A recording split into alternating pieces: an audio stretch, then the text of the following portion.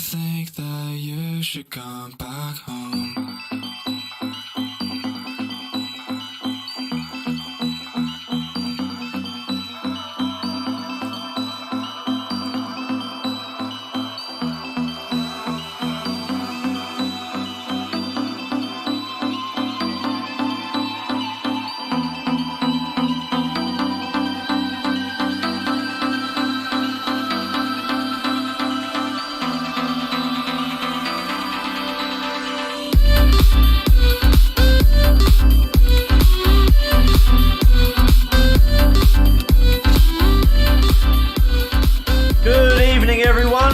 Tonight's stream. My name's Robert Hazelden from Do Drift Esports, and I'll hand you over now to our commentary team, Dak and Nick.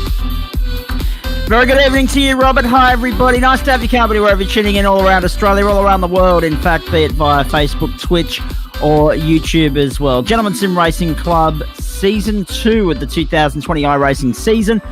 And, of course, this is round 7 of the GT3 series within that season. Barber Motorsports Park, the venue. What a fascinating race we've got ahead of us here. 45 minutes or 32 laps, whichever comes first, with minutes being the preference there because it is essentially endurance racing. And we will have this debate later on, but we talk about time certain finishes and them not being my favourite cup of tea. It's only in an instance where there is a lap number set. When it's a time number, perfectly fine.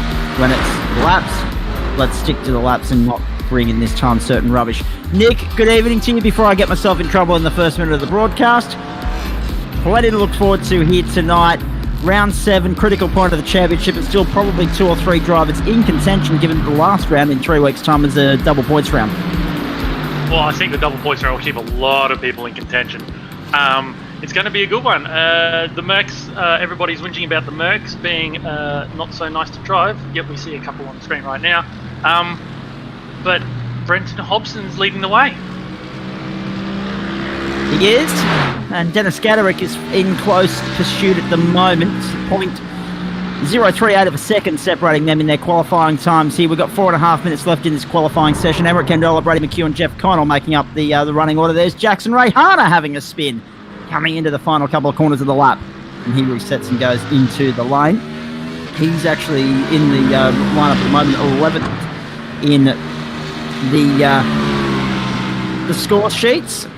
25 drivers have clocked a time. There are 28 in the service, so whether Zane Hills and Shane Melton are going to go out and clock a lap between now and when we get underway remains to be seen. And as for yourself, Nick, the burn from the stern treatment. Mate, I know this track quite well, having done a lot of IndyCar races and Indy Pro races around here. Watch turn, I think it's turn 5 or 1, 2, 3, 4. I think they do the double apex right-hander as 2 turns. So turn 5, where we're seeing on screen right now, I think there's going to be some action, and I hope to clean up and get through. All right, looking forward to that immensely. Let's, since we're saying good evening to everybody on line and on board to the coverage tonight, let's have a look at the championship points at the end of 6 rounds. Brenton Hobson leading the way, going along nicely. 264 plays Dennis Gaderick, 251, and Emmerich Candola, 229. Jeff Connell, 220, and then Gary Cousins, 192. Ross Ponting in 6th spot, 179, 167 for both Paul Wood and Richard Hunter, 165 for Michael Schreier, and 159 points for Maverick Benson there, rounding out the top 10. Trent Lavis missing tonight's round after I've got news on that too. Going back real world racing yesterday. We'll talk about that shortly. On 157 points, sitting down there in 11th position. Trent Lavis, obviously, it's been a bit hit and miss for him this year. It was a hit yesterday, unfortunately, at the wrong type up at the Noosa Hill climb. I spoke to him earlier today. He's okay. The car needs a little bit of work before he gets it back on track, hopefully in a couple of weeks' time. But the fact of the matter is that that Toronto National Park boy, when it bites very hard. Yeah, he actually sent me a private message yesterday, or last evening, just before the F1. And I'm sure you've got the same info, is he needs time off to actually concentrate on getting that car back up to speed. Yeah. So it is a road registered vehicle too, so Yeah, all the best to him. He's going to take some time off this. I don't think he'll be any championship contenders, but when he's back, he'll be fast. Indeed. Now, there's the 222 of Warwick Sharp on screen there, off the circuit. Position number 20, another spinner here on the main straight. That's Aaron Cooper. I did mention the top 10 in the point standings here. So it's 99 points between first and 10th. But to paint an even tighter, it's 105 points between first and 10th. But to paint an even tighter picture, the back half of the top 10, so from Ross Ponting down to Maverick Benson, Ross Ponting, Paul Wood, Richard Hunter, Michael Schreier, Maverick Benson, 20 points is all that separates them. So the race in the minors is very tight, very much alive and well. Yeah, look, it's even looking at the times now, it's going to be a race wherever you go, championship, on the track, everything. So, look, I'm just going in. My game plan tonight is top 15, no incidents. I'm going hard for the no incidents. I'm not going to really fight anybody. No, I was going to say good luck. No incidents around here is not an easy thing to achieve. As we saw in the up-and-comers race here a few weeks ago that we brought everybody. So looking forward to it immensely when it does get underway. Hey, quick score update for you. Halftime in the final match in the Festival of Footy that we've enjoyed over the last 20 days. The Gold Coast Suns leading at the moment 3-6-24 to 2-2-14 over Richmond. On my screen at the moment, Bevan Moyes is having a little bit of an off-track excursion. You're looking at Jackson Rayhan around there on the circuit at the moment, doing his thing. I'll stick with him. A couple of drivers just finding the limits in this session, and we are inside the final 20 seconds now. Barber Motorsports Park, terrific circuit, as we say. It's the full course, so it's 3.83 kilometres. Race distance scheduled, as I said, 45 minutes or 32 laps, whichever comes first. In the last couple of weeks, it has been the lap number because, and it's only been by about half a minute, and it's been because, as the checkered flag flies at the end of qualifying here, good to see the flagman on deck. Hopefully he doesn't fall asleep at the end of the race tonight. And the fact of the matter is that when you look at the last 2 weeks, we haven't had a safety car, so that's why we've been able to hit that lap number before the time number. But as I say, it's been give or take a minute, so it's been really, really good scheduling from all and sundry.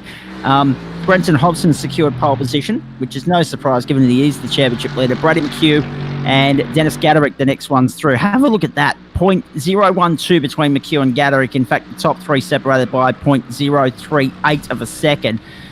And it's another 2/10 from Gaderick back to Candola. Jeff Connell in fifth spot. Maverick Benson, Ross Ponting, Michael Schreier, Michael Hammond and Richard Hunter making up the top 10 on this grid. Good to see Hammond and Hunter back side by side. They usually are never too far apart. And good to see Hammond back on the grid in general. Outside, 11th position is Jackson Rayhan. 12th is Gary Cousins. Then JB Welch, James Wilkins. And then we go back behind him into row number 8, Adam Lavis and Bevan Moyes. 9th row, Paul Wood, Aaron Cooper. 10th row, Warwick Sharp and David Johnson. The 11th row, Gerard Daly and Paul Jensen. The 12th row, Peter Matson and also Chris Stark. And the 13th row, well, that will be Dave Farrelly and Nick on his lonesome there. And maybe the 14th row, Shane Melton and Zane Hills, if they rock up, but they didn't post a qualifying time. So now, Zach, just before the race starts, I have some very important news to let everyone know. Yes, Robert? Something shocking has just come across my news feed, and that is that Dr. Pepper is having a shortage in America. They're running out of Dr. Pepper, and since we get all of our Dr. Pepper imported from America, this is an emergency situation. Okay, we need to stock up. I'm off to Costco tomorrow to get as much as I can. More important than toilet paper. More important. A, let's not get started on panic buying this early in the broadcast. And B, it's only a concern if you actually like Dr. Pepper, which means it's not a concern to me. But anyway, next story. In our household situation, if you love Dr. Pepper, it's up there with water. Robert Hazeltine bringing you all the hard-hitting breaking news as per usual here on a Monday night on Do a Drift Esports. Thank you, Robert. We'll be back with more soon. Yeah. I'm Robert Hazeltine, reporting from the field. We are no more than 10 minutes into the broadcast, folks, and it's all gone to hell already. So it's going to be an interesting couple of hours here. Glad to have you aboard. pace car's about to take off and take us on a formation lap here, and then the clock will start once they come back and get the green flag. Now, interesting to note, just having a look at the other race stats for tonight, you can tell it's a fine sunny day. 8:41 track time, so again, we always seem to be a little bit out of sync in terms of on the hour, every hour, all that sort of stuff, but Barber Motorsports Park, Birmingham, Alabama, of course, 3.83 kilometres, 16 turns. We aren't in danger of breaking the grid density here, which is, well, not necessarily a good thing, but it is a good thing as at the same time, because we don't have more than 3 servers and we've only got 1 pro split, so it's good that we're not in danger of breaking the grid in that sense. But from a spectacle standpoint, the more cars, the better, yeah?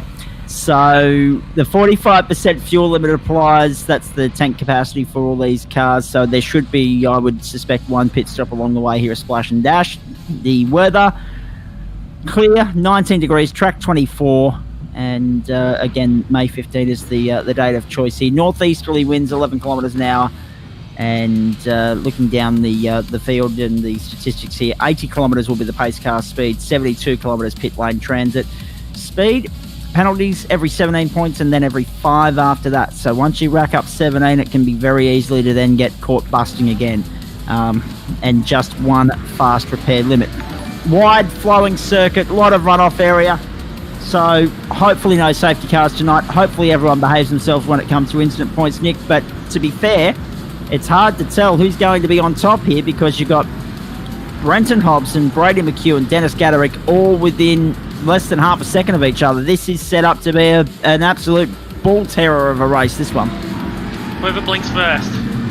I think there's going to be no tyre advantage, so whoever blinks first, whoever pits first is probably going to lose out, I think. So it's going to be one of those 3, guaranteed. 26 starters, by the way. So 26. So no Zane Hills, no Michael Porter, no Shane Melton. Michael Porter's always in there just for his race control role. He's never actually entered in the race. So we're looking forward to seeing, or checking in, I should say, with Michael throughout the course of the evening if needs be. No Shane Melton, no Zane Hills. Zane Hills was back on the grid last week, but obviously opting out tonight. Looking forward to what might unfold here, though. What can Emmerich Candola do? What can Jeff Connell do? We wait and see. Just having a look here is, you might be able to tell, Nick, is that the Ferrari that McHugh's running as well? I am not sure. I'm literally on the last row, so I can't see that far ahead. Let me scroll through here and see if I come across on our points table a Ferrari badge next to his name. Yes, it is. Yeah, no, it is the Ferrari. So 2 Ferraris and a Merc in the top 3, then the 2 BMWs.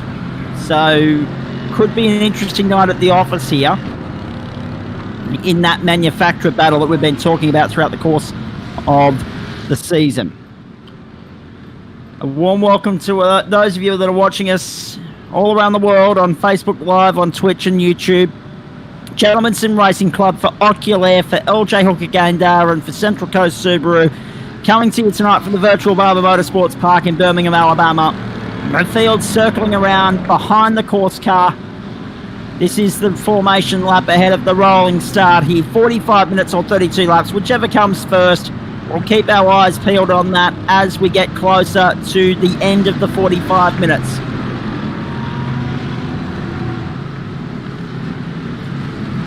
So, it's Brenton Hobson and Brady McHugh bringing us to the start-finish line. And watch Dennis Gaderick in behind, because when you see green, you can go racing! Good start from Brenton Hobson, got across and chopped Brady McHugh off, blocked the line on the run into turn 1 and maintains the early lead. 2 and 3 wide further back in the pack. Everybody safely away though, which is good to see at Barber Motorsports Park. Keep an eye out for Nick and his teammates in there. Gary Cousins, Paul Wood. We'll keep an eye on those 3 cars tonight. See how they all fare. Sorry? Laser Dave as well, and he just put it in the wall. Yeah. The moment we talk about him, dear oh dear, he hasn't had a good run the last couple of weeks in the GT series. Round they come. Onto the back straight for the first time. That's the run that takes them up towards turn 7. 7A, 7B and all that rubbish. 8 and 8A. Now they come round to 9 and 10. James Wilkins, a good start. Adam Lavis kissing the dirt there on the exit of turn 10. Now they run to 11. Fast flowing circuit, as we said. Couple of tight sections, but relatively open and free flowing. We normally associate this circuit with open wheelers. Tonight it's Tin Top. Spinner there. I think that was Maverick Benson at the bottom of your screen. So Maverick's going back through the order very early, very quickly. Look at this down the main straight. 2 and 3 wide. Let's get started with the slipstreaming battle, boys. Find a dance partner and go for it. And Paul Wood. Gary Cousins, I should say, going along there nicely on the outside of Richard Hunter. But Hunter's got the inside line. Let's see who can make it stick. Wilkins following him through, so too Lavis, and I think Cousins has got the job done. Yes, he does. And have a look at Wilkins forcing the issue down the inside. You're right on board with Adam Lavis. That was Wilkins on the inside of Hunter and getting the job done. Very nice move from James Wilkins. Boy, they're coming tonight, the BMWs and the Mercs. Really holding their own against the Ferraris early here.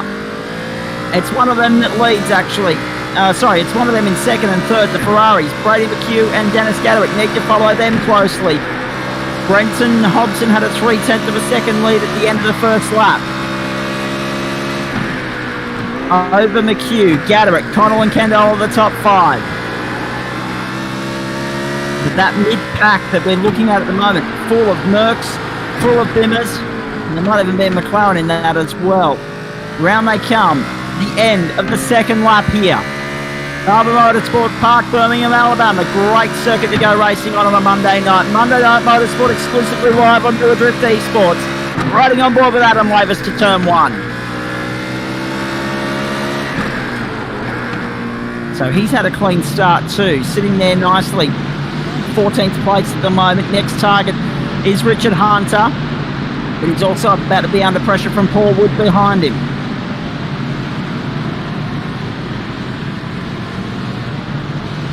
A few people tuning in actually from the United States. We've got one person, according to our Facebook live stream, tuning in very early in the morning over there in Tennessee. Very nice part of the world. So good evening and good morning, depending upon where you are. Don't forget to stock up with Dr. Pepper. There's a shortage. Drop off. We can get to the political announcements at the end of the broadcast. Jackson Rayhana, we're right on board with him at the moment, fair dinkum. It's all gone to hell very early here. Rayhana sitting there in 9th position. Oh, trouble! Further behind them! Into the wall goes Jamie Welch. There was contact there, I think 3 cars involved. Welch was 1. Pete Matson, I think, might have been caught up. He spun off on his own, but yeah. There were a couple of cars behind him. It might have been Gary Cousins and James Wilkins that caught up with Jamie Welch there, and they've all gone off. They've got back underway, but that Welch entry will be coming to the back of the garage for the fast repair. Wow. We'll get a replay to you at the end of the broadcast, folks. You'll see it. It was a case of 3 into 1 didn't go. It was never going to. Unfortunate. Because that was a good battle brewing there in the mid-pack. So Maverick Benson in trouble early. He dropped from 6th down to 19th. And further down the order, Gary Cousins dropping down. Jamie Welch dropping down. Peter Matson dropping down. So Matson, as we say, started 23rd, stays 23rd because Cousins and Welch are in the lane.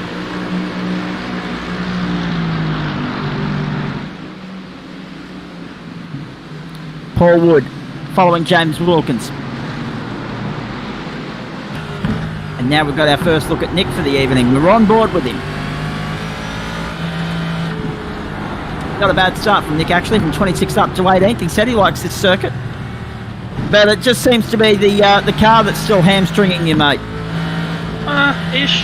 I was actually looking fast in practice, but these guys are just ridiculously fast. half a tenth between 3 positions kind of thing. So Yeah. I'm just letting the nature sort it out. Nature or nurture, one of the two. Yeah, exactly. You might have noticed there on the left-hand side of the screen there was a car in the wall, folks. There was also Richard Hunter going along very slowly, so I'm suspecting that Richard Hunter's been caught up in an incident there. But I dare hesitate to suspect who he might have been caught up with. Who that car was parked on the inside of the wall there on the last turn. But a nice start from Nick, now up into 16th, beneficiary of others' mistakes, and also some solid driving in the opening few laps. Could he be on track for the Ford's best result of the series? We'll find out as the night goes on. I don't want to put the mocker on him. So we got Brenton Hobson leading the way. Brady McHugh, Dennis Gaderick and Everett Candola. 1.9 seconds separates the top 4. They've gapped Jeff Connell. There is our race battle on our screen. Brady McHugh has taken the lead away from Brenton Hobson just as we pick it up. Brady McHugh, the new race leader here. Brenton Hobson tucking in behind, Dennis Gaderick going with him. And then Everett Candola as well. 4-way fight, front of the field. Don't take your eyes off this, folks. Brady McHugh's got clear air. Will this be enough for the Ferrari to start pulling clear? We wait to see. Dennis Gaderick giving Hobson the hurry up. So you've got 2 Ferraris, a Merc and a Bimmer in the top 4 here. We are circling lap 6. Potentially 32, but as we say, it's more about the time. We're looking for that 45-minute marker. And we haven't had a safety car yet, which is interesting given the 3-car shunt we had there a short while ago. So no need for the caution just yet. Brady McHugh, Brenton Hobson, Dennis Gaderick, and Everett Candola going with them, which is really good to see. Sticking with them nicely. And Hobson looking to repeat his exploits from the stock car race on Friday night as well. It's important to note. Very nice win for him there. Late last week. Another lap in the books. Should point out that behind them is Jeff Connell. Sorry? Callum Watmore won that. Yes, sorry, you're right. Callum Watmore won that. And Hobson was second, was he not? Third. He was running out of fuel, remember? That's right, thank you. So it's been a long few days, trust me. But still, he's got 2 wins in that stock car series, of course. Watmore with 1 and Postlethwaite with 3. I knew where I was going. I just needed a bit more direction. So thank you. Brady McHugh, Brenton Hobson, Dennis Gaderick and Everett Candola. So It's turned into a 5-way, but have a look at this. Jeff Connell's just jumped into the back of that. I was about to say that, Nick. Sorry, Rob. And I don't think very we've nice had to a be done. 5-way battle like this in a long time in the front. Not in the GT track series, for it. no, not at all. Exactly right, Nick. It is the track for it. So let me just clean up where I've been going the last minute or so. Brenton Hobson's just looking to maintain his consistency and maintain his championship lead. And he's been a consistent performer in both the series that we've seen him in. Obviously, he's not finished off the podium in the stock cars, and he's been fairly consistent in the GT series as well. Now that I've cleaned that up, Brady McHugh continues to lead another lap. Good to see him back at the pointy end of the field, back not running into trouble. That's been his downfall in GT racing in the last couple of weeks, and there have been a couple of appearances where we've been bringing you the GT series where he hasn't been on the grid. So it's good to see him back at the front and back competitive as well. Brenton Hobson going with him, Dennis Gaderick, Everett Candola and Jeff Connell, the top 5. Connell just slipping behind them a little bit there, but trying to stick with them. And if they start jockeying for position and get engaging in a duel, Connell will be brought right back into the thick of it through the chicane.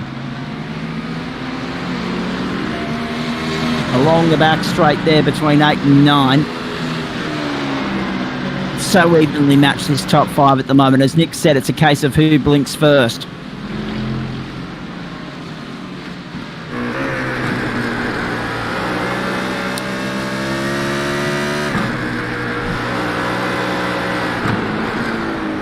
And just to go back to what we were talking about with regards to the stock cars, I was actually thinking of the week before.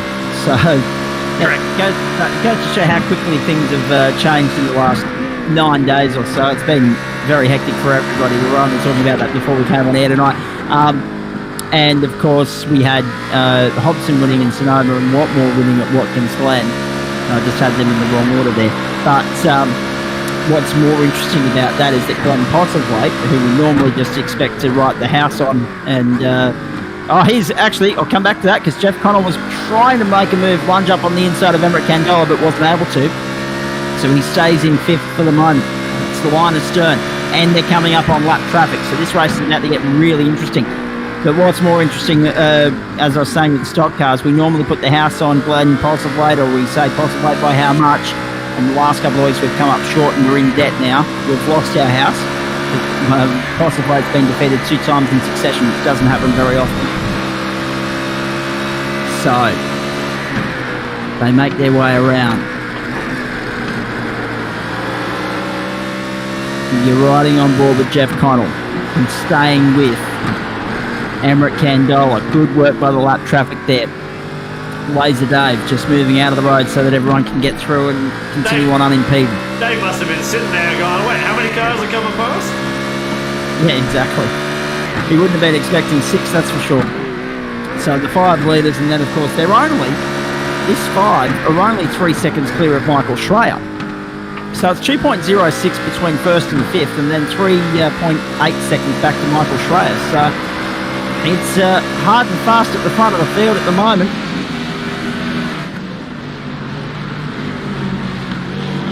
So let's assess Ferrari, Mercedes, Ferrari, BMW, BMW. That's the order. Simply extraordinary pace being set by these 5. 0.5 the margin between McHugh and Hobson. Another 0.5 back to Gaderick. 0.3 to Candola. 0.6 to Connell. Really tight, tense tussle. Could be very much on track for the race of the season, this. And we said that about the stock cars on Friday night. Yes, Nick? Well, they keep getting better. Well, this Stock is cars right. on Friday night was one of the best. Looks like this one's shaping up to be a good one too. Let's hope we haven't spoken too soon on that. Lap 10 in the books. Already? So yep. Far out. Already. 10 laps in. 13:42. So, again, once you take pit stops into consideration, we are looking at, unless we get a safety car, we are looking at that 44-minute mark. So, again, we're hitting the number pretty well when it comes to the races here on a Monday night. Brady McHugh, Brenton Hobson, Dennis Gaderick, Emmerich Candola and Jeff Connell. They continue to go through. Now, there's 2 ways to play this if you're the 4 men chasing Brady McHugh. Do you engage in a fight now or continue to work together to clear out from the rest of the pack, which is what they're doing. They put another second on Michael Schreier and then engage in a duel later in the race. Because if you start engaging in a duel now, you compromise your own race because so take Jeff Connell, for instance. If he starts engaging with Emmerich Candola, the 3 ahead are going to get away, Gaderick, Hobson and McHugh. And that will compromise the race and also bring Michael Schreier back to them. So there's a couple of different ways to play this, and no doubt a few different mindsets in motion here as they come back around onto the main straight one more time. Another lap in the books. Brady McHugh, Brenton Hobson, Dennis Gaderick and Emmerich Candola, then Jeff Connell. 1, 2, 3, 4 and 5. I feel like if I move the camera for a second, we're going to miss something. Exactly right. Stick with it, Rob. This is engaging. This is epic and exciting to watch. The ocular aerial shot shows and tells the story for you. They make their way around turn 5 hairpin one more time. What an exciting contest. And let's not forget, all this could change in the blink of an eye because the pit stop sequence. Who does what in that cycle could make or break their race. Now Connell right up on the tail of Emmerich Candola there. Brady McHugh's gapped them by a car length. And McHugh, Hobson, right under pressure from Gaderick. Then they've got a couple of car lengths back to Candola, who's got Connell right on his clacker as well. Really tight, tense, extraordinary battle unfolding here. Thriller in Alabama on the cards here as they come back around onto the main straight one more time. Ferrari, Mercedes, Ferrari, then BMW making up the top 5 here. They cross the line. That's lap 12 I should say in the books now.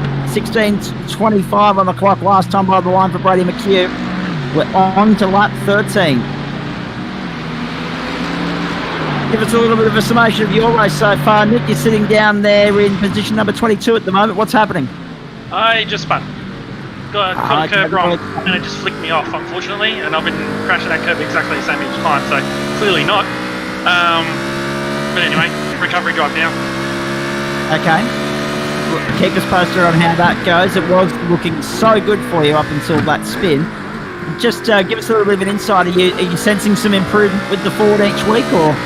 I got a cracker setup off Maverick Benson because he got it off somebody, one of the officials, and I've just modified it a little bit to suit Alabama, and it's brilliant. The car actually turns in and doesn't flick the rear end out. It's still a little bit slidey, but that's just the Ford. Just have to deal with it. Sure. Yep, absolutely. For the moment, we'll keep our eyes peeled on this battle because Jeff Connell is still right there with Emmerich Candola. One slip up from Candola and Connell will be through. They've lost a little bit of ground to Gaderick in the process of the last 2 laps. But still, it's only 2.1 separating the top 5. Extraordinarily close contest here. Who blinks? Who makes a mistake? Who slips up? Who brings all the hard work undone, and who ignites the contest? All those questions will soon be answered. Hobson still following the queue, still under pressure from Gaderick. The Mercedes is in a Ferrari sandwich. Be right on board with Jeff Connell following Emmerich Candola. And it's no favouritism at all, folks, but it's just a sense of, if we ride with Connell, you can see everything that's happening ahead of you. If we ride with someone else, you can't see what's happening behind them. So at this point in time, at certain points, you are able to see all 5 cars in the view here. From that shot there that we've just taken now, from the bonnet, that is an awesome sight that shows and tells the story of how close this is. Should at this point in time say a very good evening to our good mate Paul Nichols as well, who's got his Sadie on tonight. Sadie the cleaning lady, getting the Airbnb ready up there on the Central Coast instead of joining us in the commentary box tonight. So that'll actually bring him unstuck in his GTN conquest as well. But we'll check in with him on Wednesday night and see how things are all going there. He'll love me calling him Sadie. Have you noticed that Gaderick's running wide on that last corner there? Every lap he seems to dart out to the left quite far compared to everyone else. Yeah, it's interesting. There are a couple of different lines in play here. And even there in that hairpin, he was wider than the 2 BMWs were. It doesn't seem to be causing him any issues though, but just very interesting to watch. Well, that's the thing. Exactly. If it was causing him any issues, I dare say he would have addressed it by now, which is good to see. Even as you ride on board with Jeff Connell, you're getting the sense of, even there on our curb cam, slightly different lines for each driver. However, nothing compromising their speed at the moment. They're all fast, they're all consistent, they're all smooth. And only when that changes does it become an issue for them. Now, there goes Dennis Gaderick. Dennis Gaderick, the first one to blink. He's in the lane right now. Will the undercut work for him?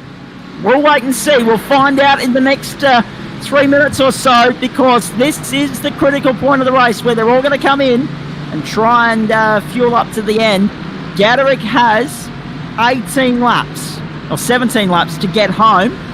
He's just finished lap 15, so he's going to have to fuel this to 17 laps to ensure that he gets home. Do you go 17.5 or 18 just to be sure? Probably. And everyone else will be coming in behind him. Now, it's interesting to note that Gaderick will be there on the heavier fuel now, but it will balance out when everyone else comes in for their stop. But they'll be on lighter loads. If this was a tyre race, you'd be more concerned about Gaderick later on. And we've had trouble. We've got Michael Hammond around coming onto the main straight. Michael Hammond has been turned around, or has turned around. I didn't quite see the incident, but Michael Hammond pointing the wrong way, and he slipped back in the field to position number 19 as a result. There he is on your screen now, the first real incident to happen outside of the action happening within the top 5 for about 5 or 6 minutes. Wowee. So take a breather, folks. We've got a chance to find out what's going to happen now. The front runners haven't pulled in the pits this lap either, so it's just Gaderick, I think. Well, Jeff Connell's not there, so I'll be interested to see if Connell's come into the pits or if Connell has come into trouble on that last lap. No, there's Connell now. So Connell's run into trouble on this last lap. We haven't seen that while we've been focusing on Gaderick and also Jeff Connell. Good solid run has come unstuck. What I tell you, Zach, as soon as you look away for a second, all the action happens. Wow. Well, exactly right. 100%. Why do we do it? Jeez. That's rough luck for Jeff Connell. It's been that way. His season has been defined by good drives and then unfortunate mishaps. And there's another miss. So we keep our eyes on Dennis Gaderick once these three come into stock. But yeah, what I was getting at before I spoke about Michael Hammond, if this was a tyre race, and it's not because GT3 cars are pretty good on their rubber, you'd be more concerned about Gaderick pitting early than we are at the moment because of the fact that he'd be on older rubber at the wrong end of the race. But the way it's balancing out, it's purely a fuel race, an economic race, and a track position race. And now look at this, Candola and Hobson bite. They're in the lane. McHugh continues on. He'll complete another lap here. 23 minutes 14 gone in this race. He'll be pitting late. As Candola and Hobson steadily ease down pit lane. Jeff Connell goes across in second position. Hobson and Candola now in the lane. We've got one car blowing up quite significantly there in the lane at the moment. Just can't tell who that is at this point in time. Oh, it's Paul Jensen. The yellow plates give it away. So Jensen's run into trouble. Speaking of spins, Paul Wood's in trouble around the back of the circuit. And he's got Dennis Gaderick up his inside at this point in time. So McHugh continues to lead, continues to soldier on. Now Dennis Gaderick's right there with Brenton Hobson. Look at this. And Candola's leapfrogged the pair of them. So Candola, a magical bit of strategic play from him there. Whatever he's done in the lane, he's leapfrogged both Hobson and Gaderick. And now the Merc and the Ferrari are playing catch-up on the BMW. And we don't yet know where Brady McHugh's going to come out in amongst this sandwich because he hasn't stopped yet. But McHugh is the leader and he's the benchmark. At this point, Hobson smashing the curbs there and under pressure from Dennis Gaderick. And they're both trying to catch Emmerich Candola, who for the first time tonight has clear air. How vital could that turn out to be? Through the last couple of corners they go. The right, the left, that brings them back onto the main straight. And across the start-finish line now. Barber Motorsports Park. Giving us an absolute cracker of a race on a Monday night for the Gentleman Sim Racing Club, live and exclusive to Do Drift Esports. There's McHugh coming back onto the track now. So in all of that, Emmerich Candola leads this thing. On countback, once you take into consideration all the pit stops, it will be Emmerich Candola leading the way. And he was fourth in all of that. What? Oh, McHugh having a look up on the inside and couldn't get the job done. They've got 3 car lengths on Hobson and Gaderick. One must only have to ask the question, where would Jeff Connell have squeezed into this equation had he not run into trouble a couple of laps ago. We've got a four-way fight at the front of the field, and pit stops haven't deprived us of that. In fact, they've spiced things up entirely because Candola has gained 3 positions. McHugh's lost 1. Pete Matson in trouble just off screen as well. Candola under pressure from McHugh now and can't get through on the inside. Into the last couple of corners they go. Now he wants to squeeze up on the inside going into turn 15. Can't do that. He'll have to follow Candola around back onto the main straight. This will be the end of lap 19. And we've got a 4-way fight here. McHugh started second in this race, is second at the moment. Candola started 4th, has moved up to 1st. Hodgson started 1st, has dropped down the order. And of course, behind all of that, the only one I haven't mentioned is, of course, Dennis Gaderick, who started 3rd and currently sits 3rd on corrected order. McHugh down the inside. Candola the up and under. They're side by side on the exit of turn 5. Oh, what about this, Australia? Grab a cheer in your round, Drew. How's good is this for a motor race on a Monday night? Candola leading. McHugh 2nd. Gaderick 3rd. Hobson 4th. So Hobson's lost out to Gaderick and all of that. A 4-way fight. It doesn't get better than this.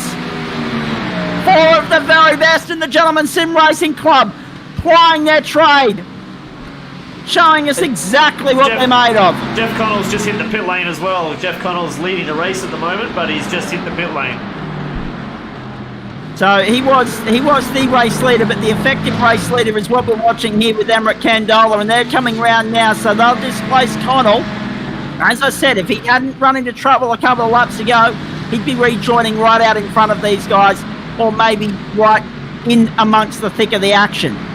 He'd be in there somewhere, but instead we've delivered a 4-way fight for your entertainment on a Monday night, folks. He's leaving the pit lane now, so he's just pulled out. Yeah, he's going to be a long way behind them, maybe 5-10 seconds, which is unfortunate for Jeff, but it is what it is, as they say. I'm getting sick of that saying, but it's so accurate.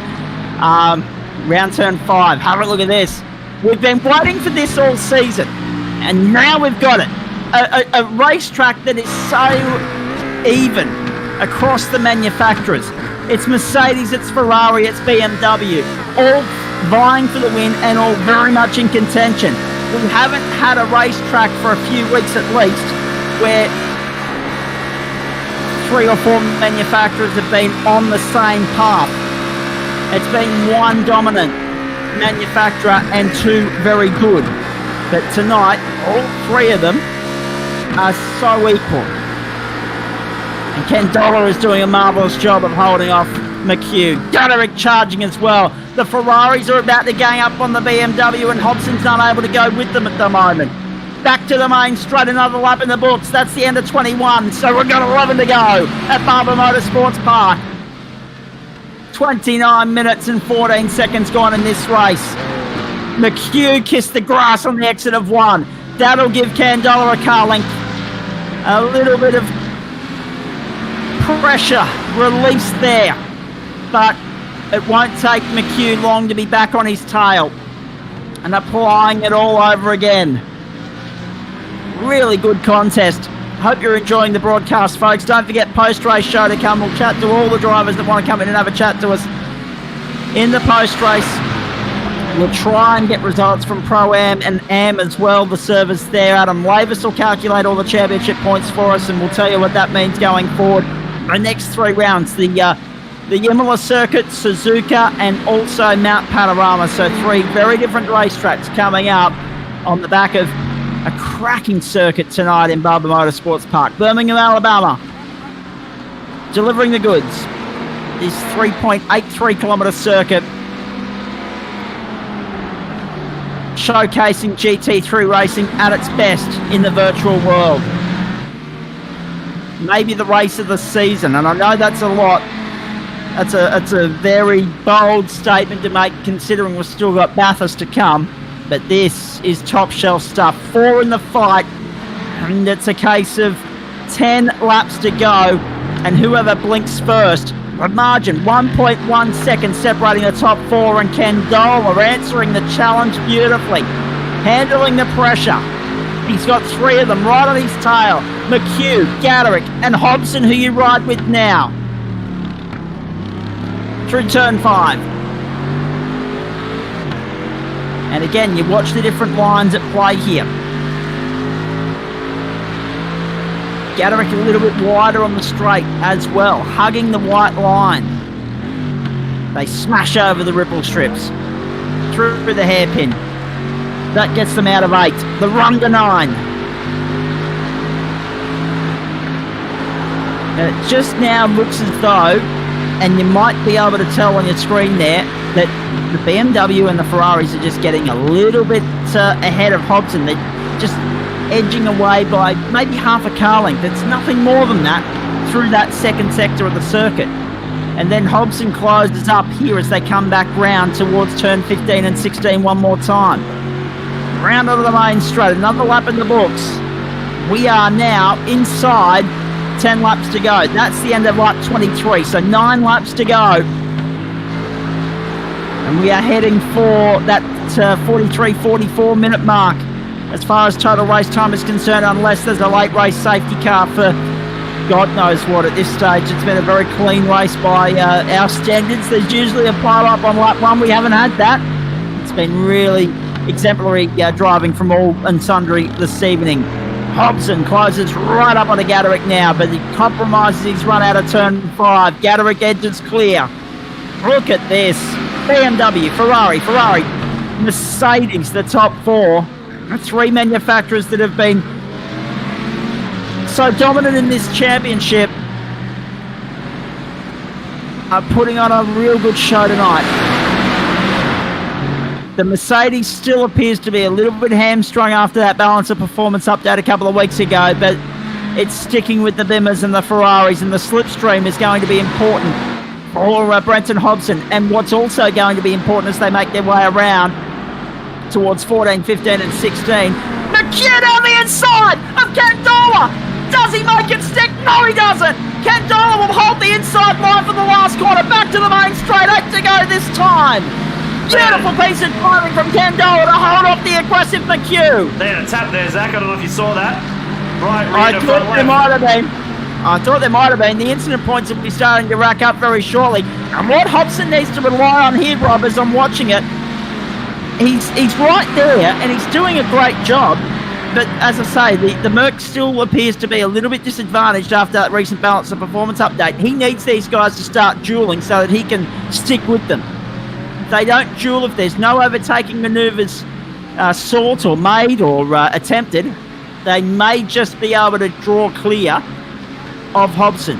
Because ever since the pit stop sequence completed, that Mercedes hasn't looked like being able to lead this field.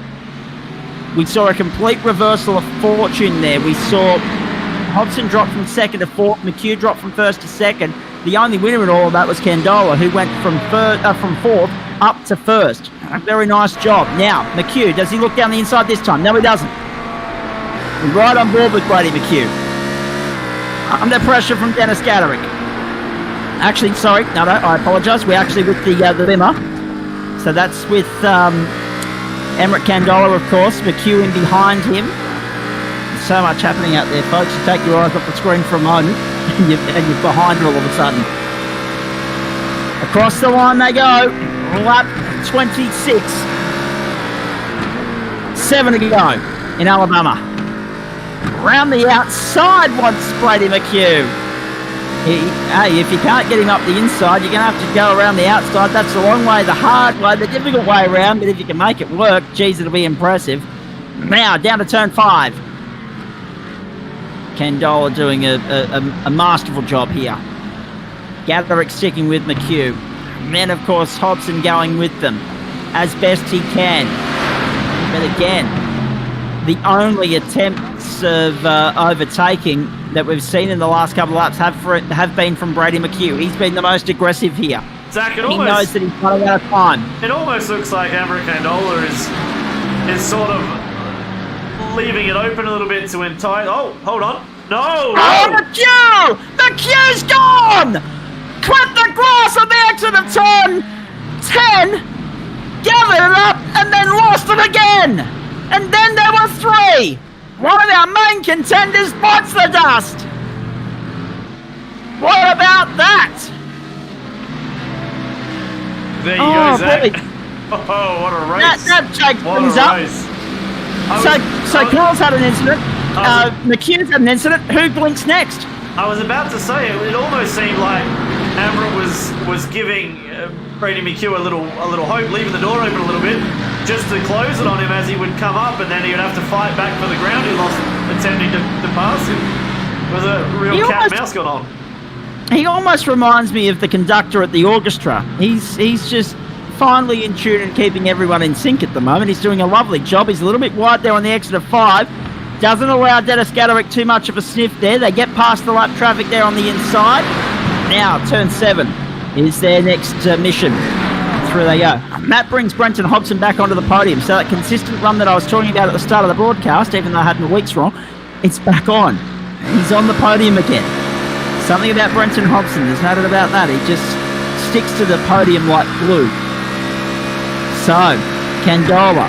Gaderick now up into 2nd. Hobson back to 3rd. 4th on the grid for Candola. 3rd on the grid for Gaderick. 1st on the grid for Hobson. So once again, relatively consistent. Now what we should note here is that we've now got 2 battles on. Because Jeff Connell and Brady McHugh are back fighting over the same piece of real estate. They are now glued in a battle for 4th. So have a look at that. McHugh's broken clear. Connell came across the line ahead of McHugh, but now McHugh has got back by him, and Michael Schreier has gone with McHugh. So Connell's dropped back to 6th. That is still on that fight. Watch Michael Schreier try and go with Brady McHugh, and if not, watch for Jeff Connell to try and get back by Michael Schreier in the closing stages. Back to the leaders we need to go, because it's just 0.7 of a second separating 1st, 2nd and 3rd here in what is quite an extraordinary motor race, as Dennis Gaderick has a look up on the outside. The ocular aerial shot shows and tells the story as they head down to turn 7, and Gaderick puts Ferrari back in front. For the first time tonight, Dennis Gaderick leads the way at Barber Motorsports Park. He has 3 wins in this series already. He looked at this circuit as a potential 4th, and it could just well be coming to fruition for him right now. Extraordinary stuff. Now Candola's under the pump. Now he's under the pressure. Correct me if I'm wrong, Zach, but wasn't it last week when Gaderick thought we were racing somewhere else and he said it was going to be a struggle, and then you said, oh, it's a Barber, and he's like, oh, no, it'll be easy. Good much. And this is interesting too, because he won the 2 rivals, and then of course he won Laguna last week. So there's something about Dennis Gaderick and doubling up. He doubled up earlier in the season, winning 2 consecutive Monday nights. He won last Monday night after missing out, I think it was Silverstone. So he missed out there, and now when we're back in the United States, there's just something about the bloke and the United States circuits. He won on the Charlotte Roval, the Indianapolis Roval, rounds 3 and 4. Now, round 6 in the United States, albeit on the West Coast, Laguna Seca, clean that up. Round 7, doubling up again. I mean, the guy's just incredible. And putting distance between himself and Brenton Hobson will bring that championship buffer back as well. It was 13 points coming into this round. Gaderick finishing ahead of Hobson will ensure that the margin is tightened yet again. Now, there's Jeff Connell slipping away from Michael Schreier, who's sticking with Brady McHugh. They're all guns blazing here. We've got a 3-way fight for 1st. We've got an almost 3-way fight for 4th. And we've got Jackson Rayhana there in 7th. You might have just seen him at the back of your screen there, trying to close in on Jeff Connell in the closing stages. Rayhana from 11th to 7th in this race thus far. We are in the closing stages of a cracking Monday Night Motorsport GT3 race for the Gentleman Sim Racing Club on Do a Drift Esports. Hope you've enjoyed it as much as we have, folks. If the rest of the week is anything as half as good as what we've seen tonight, we're in for a pretty good week of racing. Stock cars and production cars from Phillip Island on Friday night. Virginia International Raceway, a new circuit for some of us, on Wednesday night for the up-and-comers, and also for TCR and GT4. Really looking forward to that. And Gaderick has gapped Emmerich Candola. He's got 5 car lengths up his sleeve now. He is in the box seat. We are not far out from the end of this one. It's lap 30 of 32. As Dennis Gaderick starts to bring them home. The next, actually, I should point out too, I'm just having a look down through the order. David Johnson, Paul Jansen, Laser Dave Farrelly, Pete Matson, Michael Hammond and Jamie Welch. So Hammond and Welch retired, Matson as well, but Farrelly, Jansen and Johnson all lapped down. I've got Nick on my right-hand screen here, sitting in 15th position, a minute and 6 off the pace. So he's just started lap 30, so our leaders are just starting lap 31. 2 laps to go here. 41.34 the time for Dennis Gaderick. So again, it's going to be that 44-minute mark. We seem to be hitting that pretty consistently the last couple of weeks. So lap 31 of 32, the Ferrari on the run home leads by 0.59 of a second to Emmerich Candola. Hobson's back there in third, then McHugh, Schreier, Connell and Ray Harner. They're the top 7. 17 seconds separates that top 7. We haven't had a GT3 race as close or as competitive as this in a while. It's been really good stuff. Brady McHugh still holding off Michael Schreier, but doing it comfortably. 7/10 of a second. It doesn't sound like much, but it's enough around here to... Oh, actually, I spoke too soon. Brady McHugh's pulling up. He's limping. Would you believe that? Has he run out of fuel? Don't tell me. He is limping now. Just as we were talking him up, but getting back to 4th, he's let both Schreier and Connell go through, and the Ferrari is sitting 6th. Wow. I'm not sure if that green light on the left is his fuel light or not. I'm not sure either. Nick would have to be the expert on that. Well, we can check in Gaderick's car. Oh, his light's on. Yeah, so I don't assume it's... I'm not sure. We'll have to have a look at what happened to Brady McHugh there in the closing stages. It's his second mishap this evening. It's enough to knock him off 4th position. Schreier will come through in 4th. Connell will go to 5th. McHugh will still... Actually, I'm not sure. McHugh might lose out to Jackson Ray Harner here. We'll wait and see.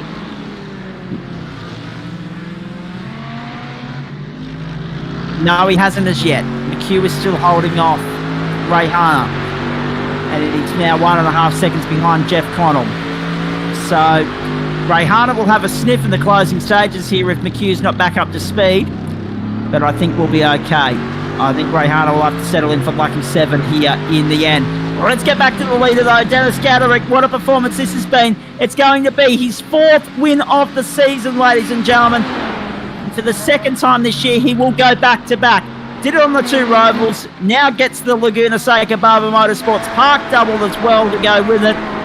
He is seriously shaping up as a championship contender here with 3 weeks to go. Doesn't necessarily like the races ahead, but sometimes you just need a little bit of luck to fall your way. Gaderick gets the job done in a Monday Night Classic at Barber Motorsports Park. His 4th win of the GT Series. Season 2 of the Gentleman Sim Racing Club in 2020. Emmerich Candola 2nd, Brenton Hobson 3rd. Michael Schreier's going to come home in position number 4, holding off Jeff Connell. McHugh's run into trouble again. Ray Harner's going to get 6th. Look at that! Jackson Ray Harner's going to come home in 6th. What has happened to Brady McHugh? Ross Ponting in for 7th. I'm not sure what's happened. He's not even in the server. If I'm honest. He's dropped out. And that is rather unfortunate. Ross Ponting comes home 7th now. Maverick Benson 8th. And then we'll go back through the field. Richard Hunter's the next one scheduled across the line unless McHugh can limp there in the meantime. But if Rob's saying that he can't find him, then he can't find him. Richard Hunter goes 9th. And Jared Daly, therefore, will come home in position number 10. What wretched luck for Brady McHugh. Wow. I know, Friday night we said the stock cars was the race of the season. I think that just tops that, Nick. Look, I'm run out of fuel, and so is James Wilkins. We're chugging across the line. I was catching him. Oh well. I was short by 100 mil. Literally 100 mil. Dear, oh dear. And you come home in 16th or 15th in all of that, Nick. When you can get across the line. Which you have done now, I think. Well done. So you get home in 15th and Brady McHugh falls out of it a lap down in 16th. I jumped 5 spots at the pit stop. So I was quite surprised by that. So explain to me what happens there. What happens there, Nick? Because Brady's obviously jumped out there in the last lap. Something's happened. And he's being classed He'll be the first down. A lap down, yeah. Okay, so he'll still get classified despite the fact that he didn't take the checkered flag. Yeah. Okay. Right. Just to clarify that, it's not all doom and gloom. It's a long way from 5th and 6th, but by gee, it's a lot worse than a retirement. Well, let's surmise all of that. I mean, fair income. I don't know where to begin, if I'm honest with you. That was just gripping from first until last. We knew it was going to be good, but it delivered something really special. Yeah, well, I was listening to most of it, and I was involved in a lot of stuff myself, and like we say it most weeks, don't know where to look. This one, you didn't know where to look. There was just busy. I could see the leaders as I was going down into the hairpin, and they were coming along the front stretch, so I could see everything that was going on, everything that you were calling, and it was ridiculous, absolutely ridiculous, just non-stop action. I have to say, I'm a little bit disappointed in Paul Nicholls. I think he's taken the wrong night off. And I say that because my voice box is going to require some lubrication with some strepsils and honey once we're done here. Let's get into the post-race show in just a moment. What an extraordinary night that was. And we've got a few of our guys standing by in the green room for us to have a chat. And we'll bring them in just a moment. Yanni Satori's actually already jumped in. Now, Yanni, I'm going to rely on you to inform me what happened in the Pro-Am server tonight, mate, because with Paul Nicholls out of action, I haven't had results sent through yet, but good evening to you all the same. Good evening. How are you guys? Very well, mate. Give us a quick summation of your night. Who won, who lost? Quick summation of my night. So it was P1 for myself. We had Scott in P2, and we had Andrew in P3. Now, that's off the top of my head. Apologies if it's wrong, but I'm pretty sure it's right. Okay. Andrew, I think he's just jumped in. He can confirm it. Yeah. So we're all good. Yeah, so it was a good race, pretty eventful. Crew chief was going spastic with people saying they were off the track or incidents here and there. Now, don't know whether that's a bug in crew chief, but anyway. But no, it was a pretty clean race. Just was able to get ahead in front, manage a gap, pit, come out and do a bit more of the same. So, yeah, good result. Very good result indeed, and well done on the win. Barber Motorsports Park threw up a cracker of a race in the pro server. Was it a good racing track for you guys tonight? Yeah, it was. I thought so. Clean racing. People that are getting lapped were getting out of the way and being considerate, which was fantastic. Shout out to Scotty T. Yeah, really enjoyable race. My first podium, so I'm over the moon. Well, congratulations. Very nicely done. Now, there are just 3 rounds left in your series, boys. So quickly, let's get your thoughts. I'll go to you first, Yanni. And then Andrew, just chime in after that. Look, when you look at the 3 ahead, and I always forget, I believe it's Imola first, then Suzuka, then Bathurst. It could be wrong. It could be Suzuka, Imola, and then Bathurst, but I'm pretty sure it's the other way around. What are your thoughts going into those 3 races? Because tonight was a circuit that, in the pro split at least, was dead even between Mercedes, Ferrari, and BMW. Are you thinking that there might be a particular manufacturer that handles the remaining 3 circuits better than another? Possibly. I know the Mercedes have been struggled a bit, especially with the twisty stuff. So, Suzuka might be, especially the first section of that track, might be a bit difficult for them. Definitely will catch up on the straights, though. Those things have got some legs. And Imola's more of a twisty track as well. So, now I'm not biased for the Ferrari, but it'll probably suit the Ferrari quite well in the twisty stuff. And Bathurst, who knows? That's a mixture of everything, straights and twisty stuff. So, it could be the BMW and the Ferraris are quicker across the top and then get pummeled down the straight. So, time will tell, but looking forward to it. For sure, and also I guess the fact too that with Bathurst it's more than double the length. We go from 45 minutes to 120. Yeah, that's going to be that'll definitely be the little enduro that we do. It's not going to be one on the first lap, that's for sure. That's managing your race the whole time. Yeah, true. All right. Big thanks to Adam Lavis. I'll come to you in a moment, Andrew. Big thanks to Adam Lavis, who sent the results through. Just 19 in the Pro-Am server tonight for you folks. They got through 32 laps. They did it almost as quickly as the Pro Split did. Same weather conditions and everything else. That's fine. The fastest lap of the race was 121.844, and the average lap time was 123.85. Yanni got the job done from Scott and Andrew. The margin in the end, well, actually, Yanni was more comfortable than anyone tonight. 15 seconds up the road, and there was half a minute between Scott and Andrew for second and third. So perhaps a little bit of a lonely night for you, Andrew, there in third. It's never lonely on a track like this. You're always doing something, but even with 19 cars on the track, I was lucky enough to catch up some of the back markers and be treated really fairly. So there's always something to watch, and you're also watching your mirrors. So not lonely, but I really enjoyed it. The next 3 rounds, I don't think I've ever raced at Imola, so there'll be a bit of practice going on during the week. Sure. Suzuka I like, and Bathurst I love. So I'm looking forward to those last 2, but Imola I'll practice time. Very good. So just recapping, Yanni from Scott and Andrew. Parianastakis was 4th. We caught up with him last week as well. Daniel Birchnell there in position number 5. Chris Polly, one of our mates, he was there in 7th, just out of Rick Vincent. And just looking down the order, as we say, only the 19 starters, but still a good field all the same, and a competitive race. Yanni getting the job done comfortably in the end, as we say, 15 seconds. Boys, well done. Thank you for that. And look forward to catching up again and checking in with you after the race next week. Cheers. Have a good one. Rightio. That's allowed all of our pro drivers to catch their breath as well, because by gee, what a race we had here tonight for you folks. You're seeing the replay on your screens now. That will probably run out before we're done wrapping up this, because it was an absolute epic. Dennis Gaderick, there's something about you and the United States of America that just seems right, because we've had 4 American races so far in this championship, and you've cleaned up. Well done, mate. Oh, thanks, bud. That was very, very hard work. Very hard work.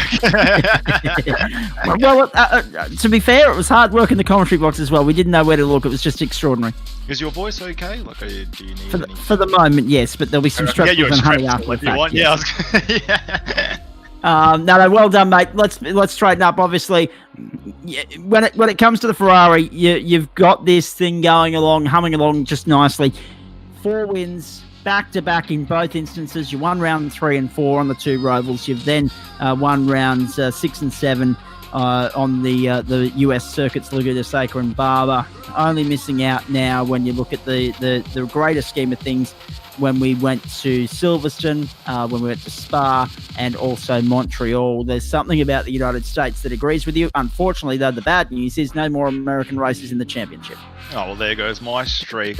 That's absolutely sure. I mean, hopefully Italy's nice to me. I feel like Italy should be a little bit of a nice place. But, yeah, I don't know. We'll see how it goes.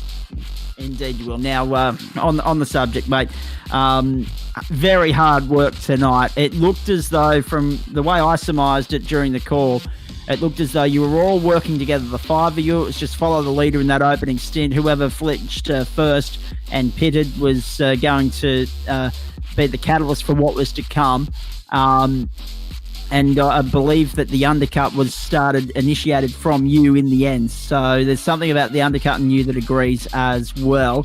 But that first stint of the race, let's talk about that first, and then we'll get to the second stint. Was it a case of follow the leader, build the gap? Because at the time it was just the 5 of you, and the more distance you put between yourselves, and it was Michael Schreier and Jackson Rayhana following 6th and 7th. It gave you more room to play with a little bit later on, should the jockeying for positions and the battles commence? Well, to be absolutely honest with you, we definitely weren't. I feel like everybody was pushing as hard as they could. I was looking for any opening I could on Brenton when I was following him. As long as I could get my nose in there, and he knew it, and he was doing his little bit of a defensive driving, which he didn't really need to against me, to be fair, because we were so evenly matched. There was kind of, we were both there or thereabouts. But then I had my eyes in the mirror looking at Amrit. Amrit was poking the nose a little bit after the long straights there, and it was a very, very psychological battle. I feel it wasn't so much working together, but it was just kind of whoever could get sort of the upper hand or who makes a mistake, and everybody was just going hard, I feel. And on the subject of mistakes, let's talk about the second half of the race. You must have had your heart in your mouth when you saw Brady going around. Oh yes, I definitely did. It was obviously seeing Brady go around, because obviously we're on Discord to one another, and I saw him and I was saying no Brady as he just kept spinning, and that was a bit of a heartbreaking moment, to be absolutely fair with you. But at the same time, because I did a little bit of it's difficult to tell where a car's going to go. I did a little bit of a dab of the brake, and I was worried about Brenton, because if he was closer to me there, he would have got me into the next chicanes as well. So yeah, it was definitely a solid one. It was a kind of. It's really difficult. The whole race, it was looking forward and back at the same time. It wasn't easy. No, exactly right. Every time Rob went to change the camera to something else, we flicked back to you guys and something had changed. It was just that sort of night. Barber Motorsports Park, I mean, we normally associate it with open wheel racing, but for GT racing, let's come back here every week, I say. Oh, absolutely. It's an amazing track to race on, and the cars, to be honest with you, I thought it was going to be a Ferrari track for sure, which is why I was shocked at Brenton's lap. He pulled out an absolute blinder in quali, and that's when I kind of got a bit of a reality check, and I was just like, oh, okay, I'm going to have to work for this one, that's for sure. It wasn't, because I was doing the VRS races. I did 2 actually this week, which was more than enough. And you're racing 5,000 I rating drivers and stuff like that, and everybody was using the Ferrari, so I thought that it was kind of going to be fairly easy, to be honest with you. But mate, considering how close the Ferrari, BMW, and Mercedes were, it was pretty good, to be fair. Indeed it was. Let's talk about that pivotal move that brought you into the lead of the motor race. You and Amrit side by side. And it was the first opportunity you had after getting by Brady when he went spinning. You got by. The next target was Amrit. You took your first opportunity and you made it stick. Yeah, very, very lucky. I actually thought I was going to outbrake myself originally, and then the car just magically stopped in the middle of the corner, and I was like, oh, okay, we're doing this, are we? And yeah, obviously, because the BMW might not have shown it on the sort of on the feed there, but Jesus, that thing is a rocket in a straight line. So obviously there's a bit of a straight line to the next corner, so I was kind of worried that he would get me by the end of it, but obviously, desperation calls for desperate measures, and I definitely wasn't going to give that one back. and rightly so. And then obviously you had the target on your back for the last few laps, but the boys just weren't able to get close enough. In the end, you walked away with it to win by 1.4 seconds and only 2.6 separating the top 3. That's the closest top 3 we've had in this series thus far, and hopefully for more of the same when we get to Imola, Suzuka and Bathurst in the 3 weeks ahead. I put it out there during the call, and I think it was fair, but you can correct me if I'm wrong. It seemed as though tonight was the great equaliser for the 3. It was a circuit that suited all 3 manufacturers. There have been times where Mercedes have been stronger than BMW and Ferrari. BMW's been stronger than Ferrari and Mercedes. Ferrari's been stronger than Mercedes and BMW. But tonight it looked like you were all on level pegging for the first time in the series. Yeah, absolutely. It was a bit of a weird. It was very a weird matchup. Let's put it that way. So Ferrari kind of had actually. The turn 1 into turn 2, that was a Ferrari corner.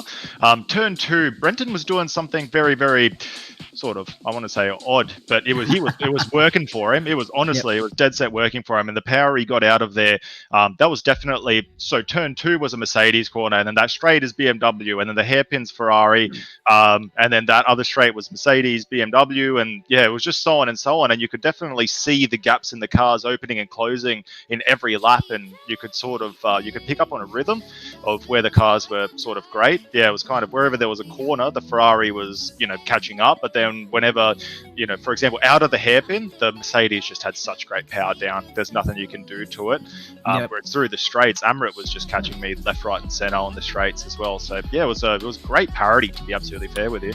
We rode on board with Brenton for a while there, and it looked as though he was clawing back a little bit in the back half of the lap and losing a little bit in the front half of the lap. I'll come back to you, Dennis. Brenton, if I bring you into the proceedings for the first time, we say good evening to you. From first to third, so it was a direct switch between you and Dennis from qualifying positions and race results. Give us a summation of the night from your standpoint, mate, because like the rest of us, you had one of the best seats in the house. So my night, I went from first to third. A lot of hard work, though. It was a tough race. It was very hard. I enjoyed it. I love this track. I think it's one of the most underrated tracks, definitely in iRacing and racing, but probably in the world. No one really knows much about it, and it's a great track, so that's a shame. But it was always going to put on a good race, but I'll tell you, it was hard work, man. I've never wringed the neck of a car so hard for so long to try and hang. The car was hot trash. I knew it was all week. It was so hard to drive, but I knew that it was a track that I could drive well at. So I just grabbed it by the scruff of the neck and went as good as I could. And I made a few mistakes, which ended up was what costing me the trip from first to third in the end. But I kept it out of the dirt, kept it off the weeds, and that was the main. I was happy to pick up a pole. I'm in a position in the points where I have to start winning races and taking pole positions, or it's gone. So. Yep. I was happy to get a good lap in quali. It was pretty ragged, but got the job done. And I knew I'd be hard pressed to hang on for a full race, but did the best I could, and I enjoyed the hell out of it. Indeed. Now, I'll come back to you boys with something that's just popped up on my screen here in just a moment, talking about the time of the race. That's an interesting point because we had a very early morning affair in Birmingham, Alabama for this one, and that's worth noting. Brenton, when we talk about your race, mate, would it be right to say that the Mercedes is still a little bit hamstrung and suffering because of that BOP update a couple of weeks ago? I mean, I'm the guy sitting in the Mercedes that's not winning the races, so I'm going to say that every day. I think it's still, I think it's pretty hamstrung in a lot of places. I was definitely struggling to keep up with those guys in a fair few spots. I rode on board actually in a few guys' cars in the practice sessions and things like that to see what they were doing, and it looked effortless, and I'm like, how the hell do you do it? I'm just like, the thing's trying to back itself into every corner and sliding all over the place. I couldn't get the power down. I don't know, maybe I'm not going to lie, I'm not a GT driver, so I'm probably just doing it all wrong, but I'll tell you what, they make it look easy, and the car just doesn't seem to be very fun to drive in that regard. But I mean, a track like this, you could put me in a lawnmower, I'd probably have fun. Well, this is very true, and when you're saying it, even though you are the Mercedes driver, and people might view that with a little bit of bias, we take it seriously because you have been experiencing this car right throughout the past 6 weeks. That's why we asked the question. And you're right. It's when the other point that you highlight each week is that you are not a GT3 driver per se, but geez, you're holding your own in this series. You're still the championship leader by my maths, but Adam Lavis will confirm that, I should say, for me very shortly. Talk about the pit sequence for me, because Dennis was the catalyst. He went through the gauntlet with the undercut strategy, and it worked for him in the end. That was the only time in the evening where we saw the order so jumbled, and you come out right in the thick of it, but you lost ground in the pit stop, didn't you? Yeah, I did. It was I didn't know what to do tonight. Like, for me, again, probably a little inexperienced with the cars, but for me, I feel like if you stay out longer on the lighter fuel, you should be able to go quicker. But I've seen Dennis do it like time and time again. He'll come into the pits, put the fuel in, and come out and jump us. And I don't know how he does it, but it works. And I saw him duck in before me, like right from off my rear wing, and I thought, well, that's done. The only hope I've got here is he grabs some traffic or something. So I decided to stay out for a couple of laps, which were probably the worst 2 laps I drove the whole race, and I was pretty filthy with myself for it because I knew I couldn't afford that. We dropped right off the back of Brady, and it was Amrit behind us that caught right up from about 1.2 seconds back, and he came in again, tucked right under my wing. And of course, his car, I don't know if it was because he was in the back of the queue and saving fuel, or if it's just that the BMW's a bit better on economy, but he jumped me in the stop, so I instantly lost a spot in the lane, and then lost a spot also to Dennis through the cycle as well, which I was surprised we didn't lose more time to him, as it turns out. But it doesn't matter if you lose, as long as you lose enough, and that's what happened. So we sort of got lucky. We didn't really probably deserve to be on the podium with the way that we drove and throughout the whole race, even though we started at the front. But we got lucky when Brady made that mistake and snavelled a spot back. But yeah, we'll take it. And also, let's not forget as well, Jeff Connell made a mistake just before the pit stop sequence began, which took the front battle from 5 to 4. We're just looking for that as well at the moment, Zach. So when it comes up, I'll zoom in on it so we can watch it. Keep us posted. I'm watching the screen like a hawk at the moment, so I'm looking forward to seeing what unravelled this evening. And also, I think one thing that highlights Brenton's drive tonight is that, as he said, it was hard work and it was bloody tough work at the office. But for all and sundry, that's commentators and drivers alike. But from Brenton's standpoint, he was the only Merc in that battle. In the first half of the race, it was 2 Ferraris, 2 BMWs going up on him, and then in the back half of the race, there's Dennis going into the pits now. So we're in that part of the race now where we'll see Jeff Connell's mistake pop up on the screen in a moment, and then we'll obviously get in and analyse the back half of the race as well.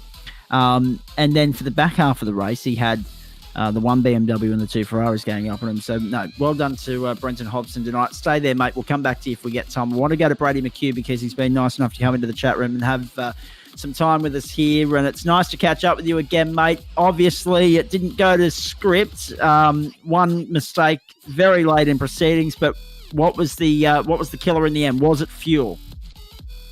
No, mate. Lack of talent. Oh no! What happened? Because on the last lap there, we went looking for you and you disappeared off the screen.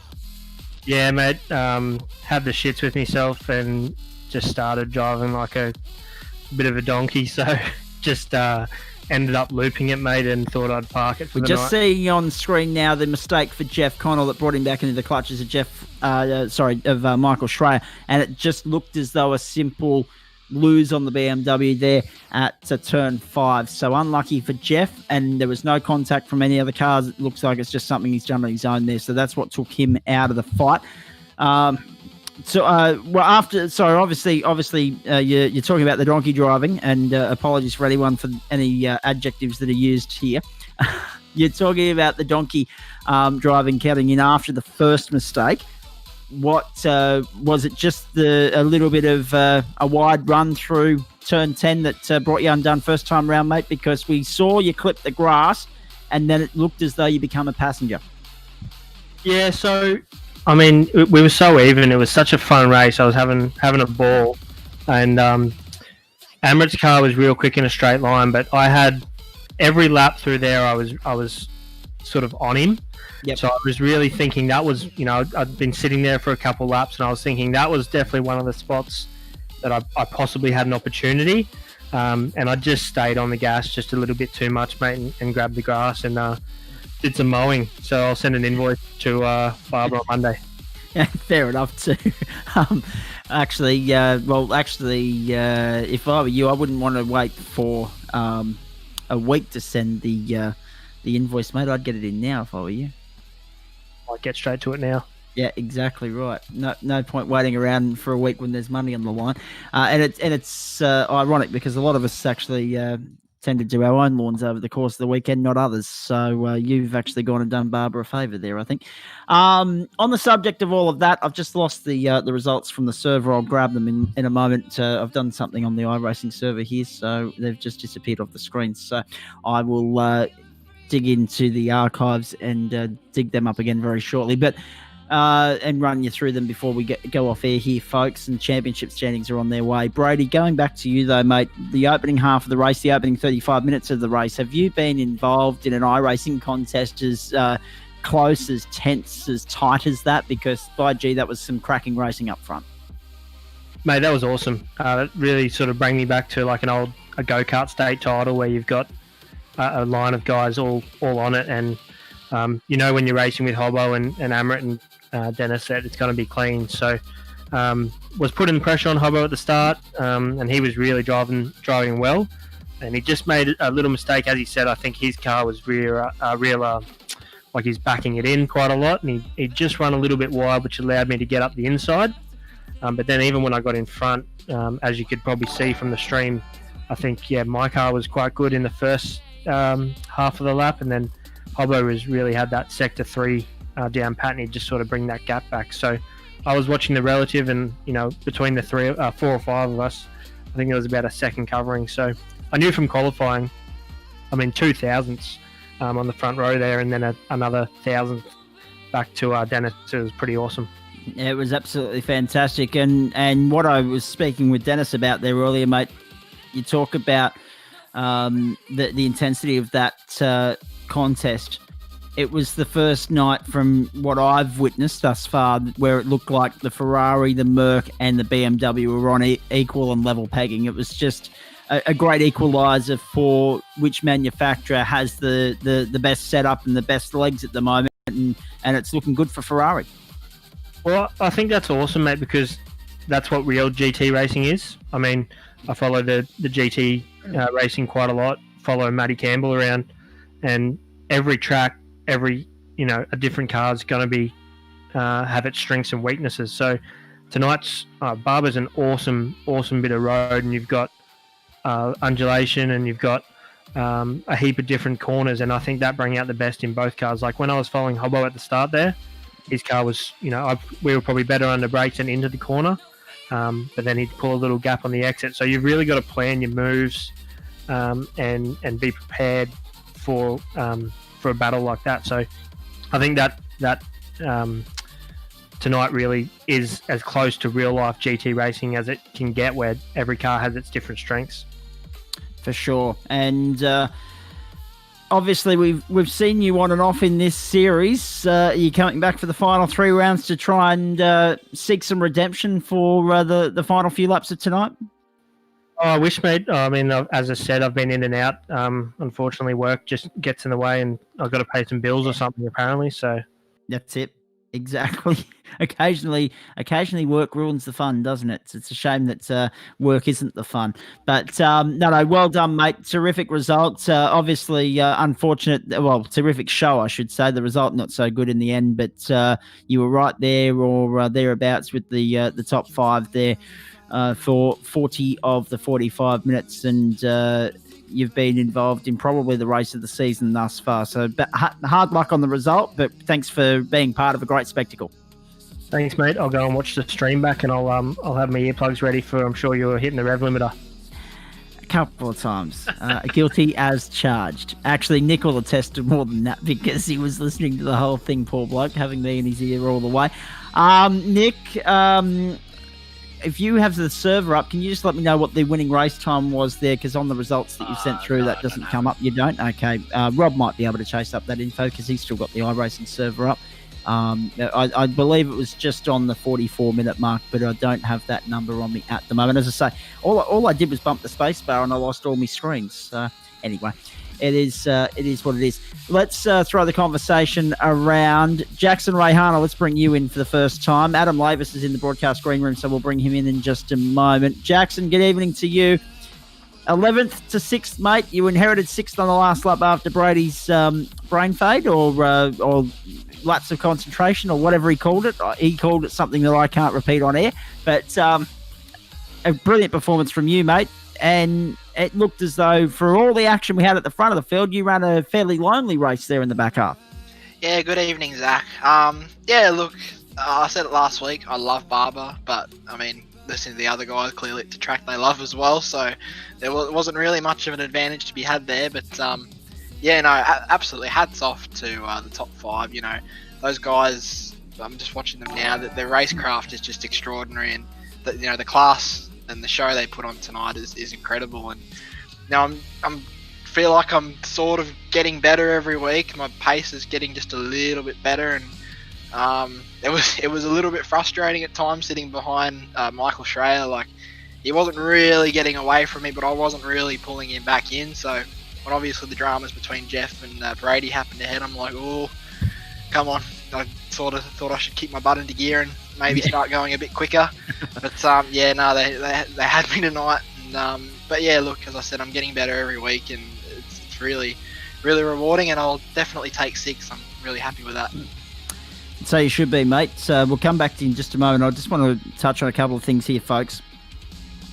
If you're an AFL supporter and you're a Richmond supporter, you're happy tonight because you got a 5-goal win over a 4-goal win almost over the Gold Coast Suns, it was 8-5 playing 4-8 in the end. So 53 playing 32, 21-point win to Richmond over the Gold Coast Suns, and the Suns' hopes of a top 8 finish fast slipping away, I have to say.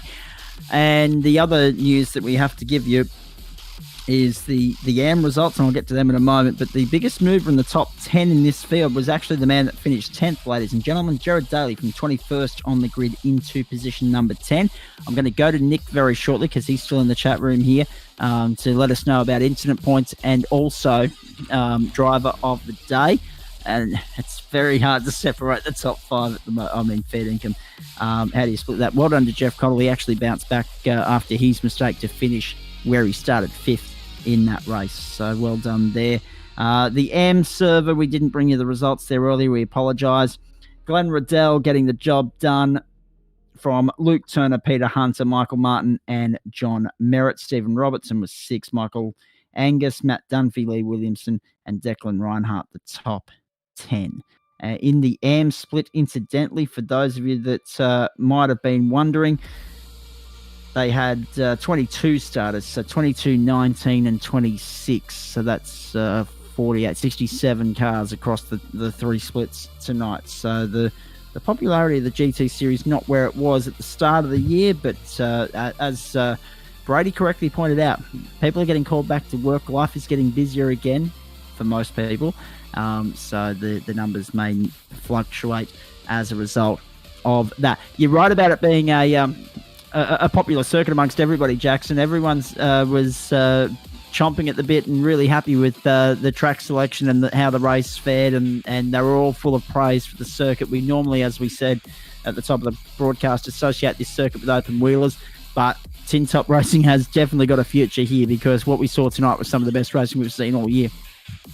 Absolutely, and I've, apart from obviously the up and comers and the pilot series, I nearly won, but I didn't because of a topic that I'm not sure. Why didn't I win that again? It was something to do with the pit lane and not taking tyres or something. I don't know. Taking tyres when you shouldn't have taken tyres. Yeah, something well like that. I don't remember, but anyway, I've only, apart from those two races, I'm sure you do. Apart from those 2 races, I've done a fair bit of open wheeler racing here, and they're just as fun. So coming into this round, obviously I was looking forward to it, and I had some good results around here, and obviously got another pretty good, well, I'd call it good night. So yeah, look, couple of bogey tracks coming up for me in the next few weeks. Suzuka I'm not really big on, and I think Imola, I'm not sure about Imola, I've never raced there, but the one I'm looking forward to now is Bathurst. But then again, it's the same as this place, everyone loves Bathurst. Everyone will be looking forward to that and chomping at the bit. We will be on air earlier for that race too, folks, we should point out, because it is a school night, it is a Monday night, so what you'll probably find is the race will start around 7:30 instead of 8:30 as it does on a regular basis, because the race goes for 75 minutes longer, so the end time will be a little bit later as well, the start time, but we'll confirm that in a couple of weeks when we get there. I'm just having a look here. I have got the Gentleman Sim Racing Club season schedule here, and I'll update everyone on where we're going next. But obviously, you've got all eyes on Wednesday night at the moment, mate, I'd assume. But first, let's wrap up talking about Monday night and what we've just seen here. For someone that's new to the GT series, getting his head around that, but loves his open wheelers, you're actually holding your own in the GT series. You're improving week in, week out. Is that how you're reading or assessing the situation? Yeah, definitely. And obviously being a busy boy, racing I'm up to 6 different leagues a week now. It's difficult. It's a lot of homework. So usually my Sundays and Mondays are usually made up of practice for tonight. That's probably the only opportunity I get throughout the week to do any real laps in these things. So yeah, look, it's difficult, it's tricky, but as I said, I'm happy with my progress, all things considered. Yeah. And I've been actually speaking to a couple of boys about it today. I'm definitely going to cut back on some series, and this was on the chopping block, considering that the Carrera Cup series is definitely likely for next season. Yep. But look, after last night, and if I have a good start to the next series after tonight, And if I have a good start to the next GT series, I'll definitely consider sticking around because it's a tough series and it's one that carries a lot of credibility with it. Indeed, it is. At least, judging by what you're saying there about the homework part, at least you're someone that likes homework. I can't speak for that myself, but anyway. When I say homework, it's just driving a car around a track. Well, this is exactly It's right. the best type of homework. It's a good form of homework. Yeah, I'll give you that. Now, this has been in my mind one way or the other for 7 weeks. After having a look at the calendar, I can confirm for you that it's Suzuka next, then Imola. So Suzuka on the 24th, Imola on the 31st, and then on the 7th of September, we'll go to Mount Panorama for the 2-hour race there with a start time. It's got 6:20 in the server here, so that'll be the 40 I'll minute try not goal. to enter a GT4 car for that this time. That's a good idea too. Well, you can't. It's only a GT3 series this time. Oh, there you go. So you'll be right. That's one obstacle out of the way already. Yeah, exactly. So a 40-minute practice, a 3-lap lone qual, and a 120-minute race. So the start time there will be roughly 7:15. So we'll be on air at 7 o'clock on the 7th of September, but for the next 2 weeks it'll be 8 o'clock. So Suzuka. So we've started out. We should have gone Europe first and then continued to fly away that way. So we're going to Asia, then cutting back to Europe, then cutting over to. Anyway, it doesn't matter. Looking forward to it all the same. It's a good thing it's in the virtual world, and the cost is very much affordable for all concerned. There's Brady's spin there. Just having a look at that. Just caught too much grass on the exit of the corner, and we did well to try and save it, but it was always going to be an uphill mission to do that. Paul Wood's in the chat room. I'll come back to you, Jackson, and then I'll go to Dennis as well. Adam Lavis is in here too. Paul Wood, let's have a look at your night, mate, because you're in the thick of the action there for a little bit. Are you like the rest of the drivers that we've spoken to so far tonight in terms of your affection for this circuit or not? Tonight was the first time I've raced this track in probably about years. Yep. And in saying that, I think I've raced like 2 or 3 times here. So by the end of the race, or now I'm pretty much ready to race. I've got my lap speed up, that sort of thing. So I'm good. Pretty comfortable and got my rhythm. But beginning, it was a struggle. I have to thank Jackson. He lent me a bit of a setup, which made a very big difference. Car felt much better to race, but mine all come undone about halfway through when I made the mistake of flipping a curb and nose and fence. We did see that. I was just bringing up some results here. You started 17th, you finished 13th, so at least you were able to move forward despite the mistake, but talk to us about the mistake first. Just trying to push a little bit too hard. I think at that stage I was up into 8th position at that point, and just trying to get a little bit of a gap there to give myself a little bit of breathing room, because it had been pretty full on since the beginning of the race.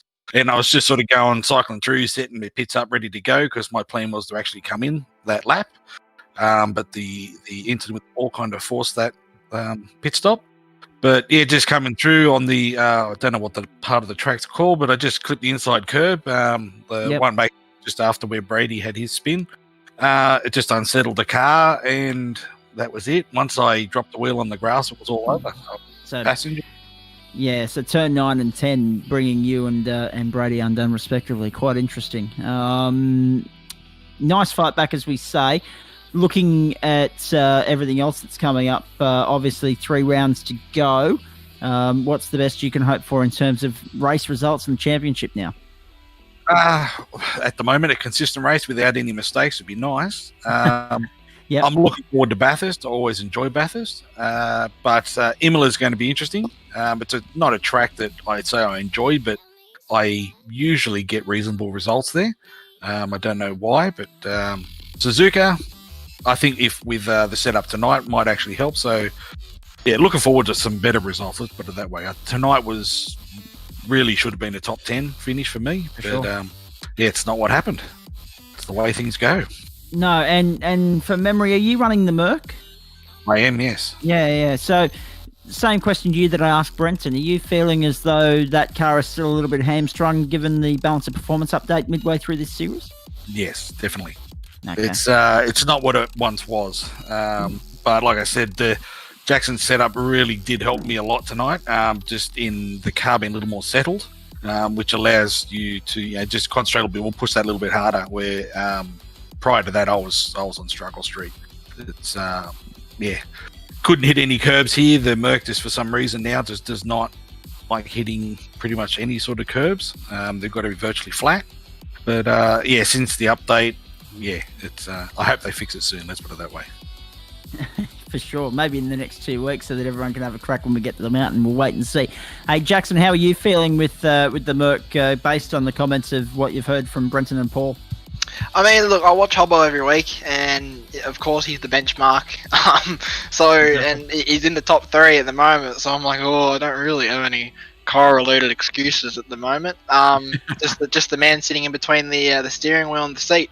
The old spacer. Yep. Yeah. But yeah, look, it's there are a few points where, like, I drove the Ferrari a few weeks ago for the Enduro, and I definitely like that a bit more than I like the Merc. Like, the Ferrari just seemed to suit me a little bit better. But look, it's as Brady said before, it's definitely a GT3 racing thing, and that's the beauty of it.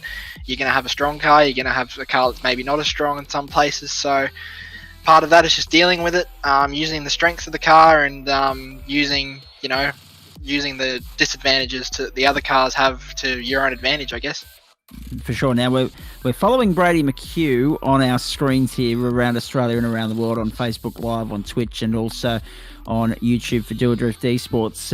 I take it, Rob, that we're in the back half of the race here and we're about to see Brady's other mistake. Is that correct? I can tell you in a second. We are on lap 29, lap 30 or 31. Yeah, we'll keep our eyes peeled on Brady here, because obviously we'll find out exactly what happened there in the closing couple of laps that brought him completely unstuck and allowed Michael Schreier through into 4th position and Jeff Connell into 5th. Dennis Gaderick, I'll come to you now. There was a comment that I saw pop up here in the Discord chat for the Gentleman Sim Racing Club about the time of day of the racing, and I think it was Chris Polly who mentioned that we don't want them finishing in the dark. When it comes to GT racing, are you a fan of morning, midday, or twilight evening races? I like twilight, and the reason why is the race starts off pretty slow because the track's really hot, but then the track sort of cools down as the race goes on, so you'll see people getting faster and faster and faster, and because people are getting faster and faster and faster, they realize they can brake later, they realize they can get on the throttle earlier, kind of leads to mistakes as well. I think it does make good racing, but at the same time, I think we might have seen even today, I think today was a morning race. Yep, correct. Yeah, even that was really 7:45, I think it was.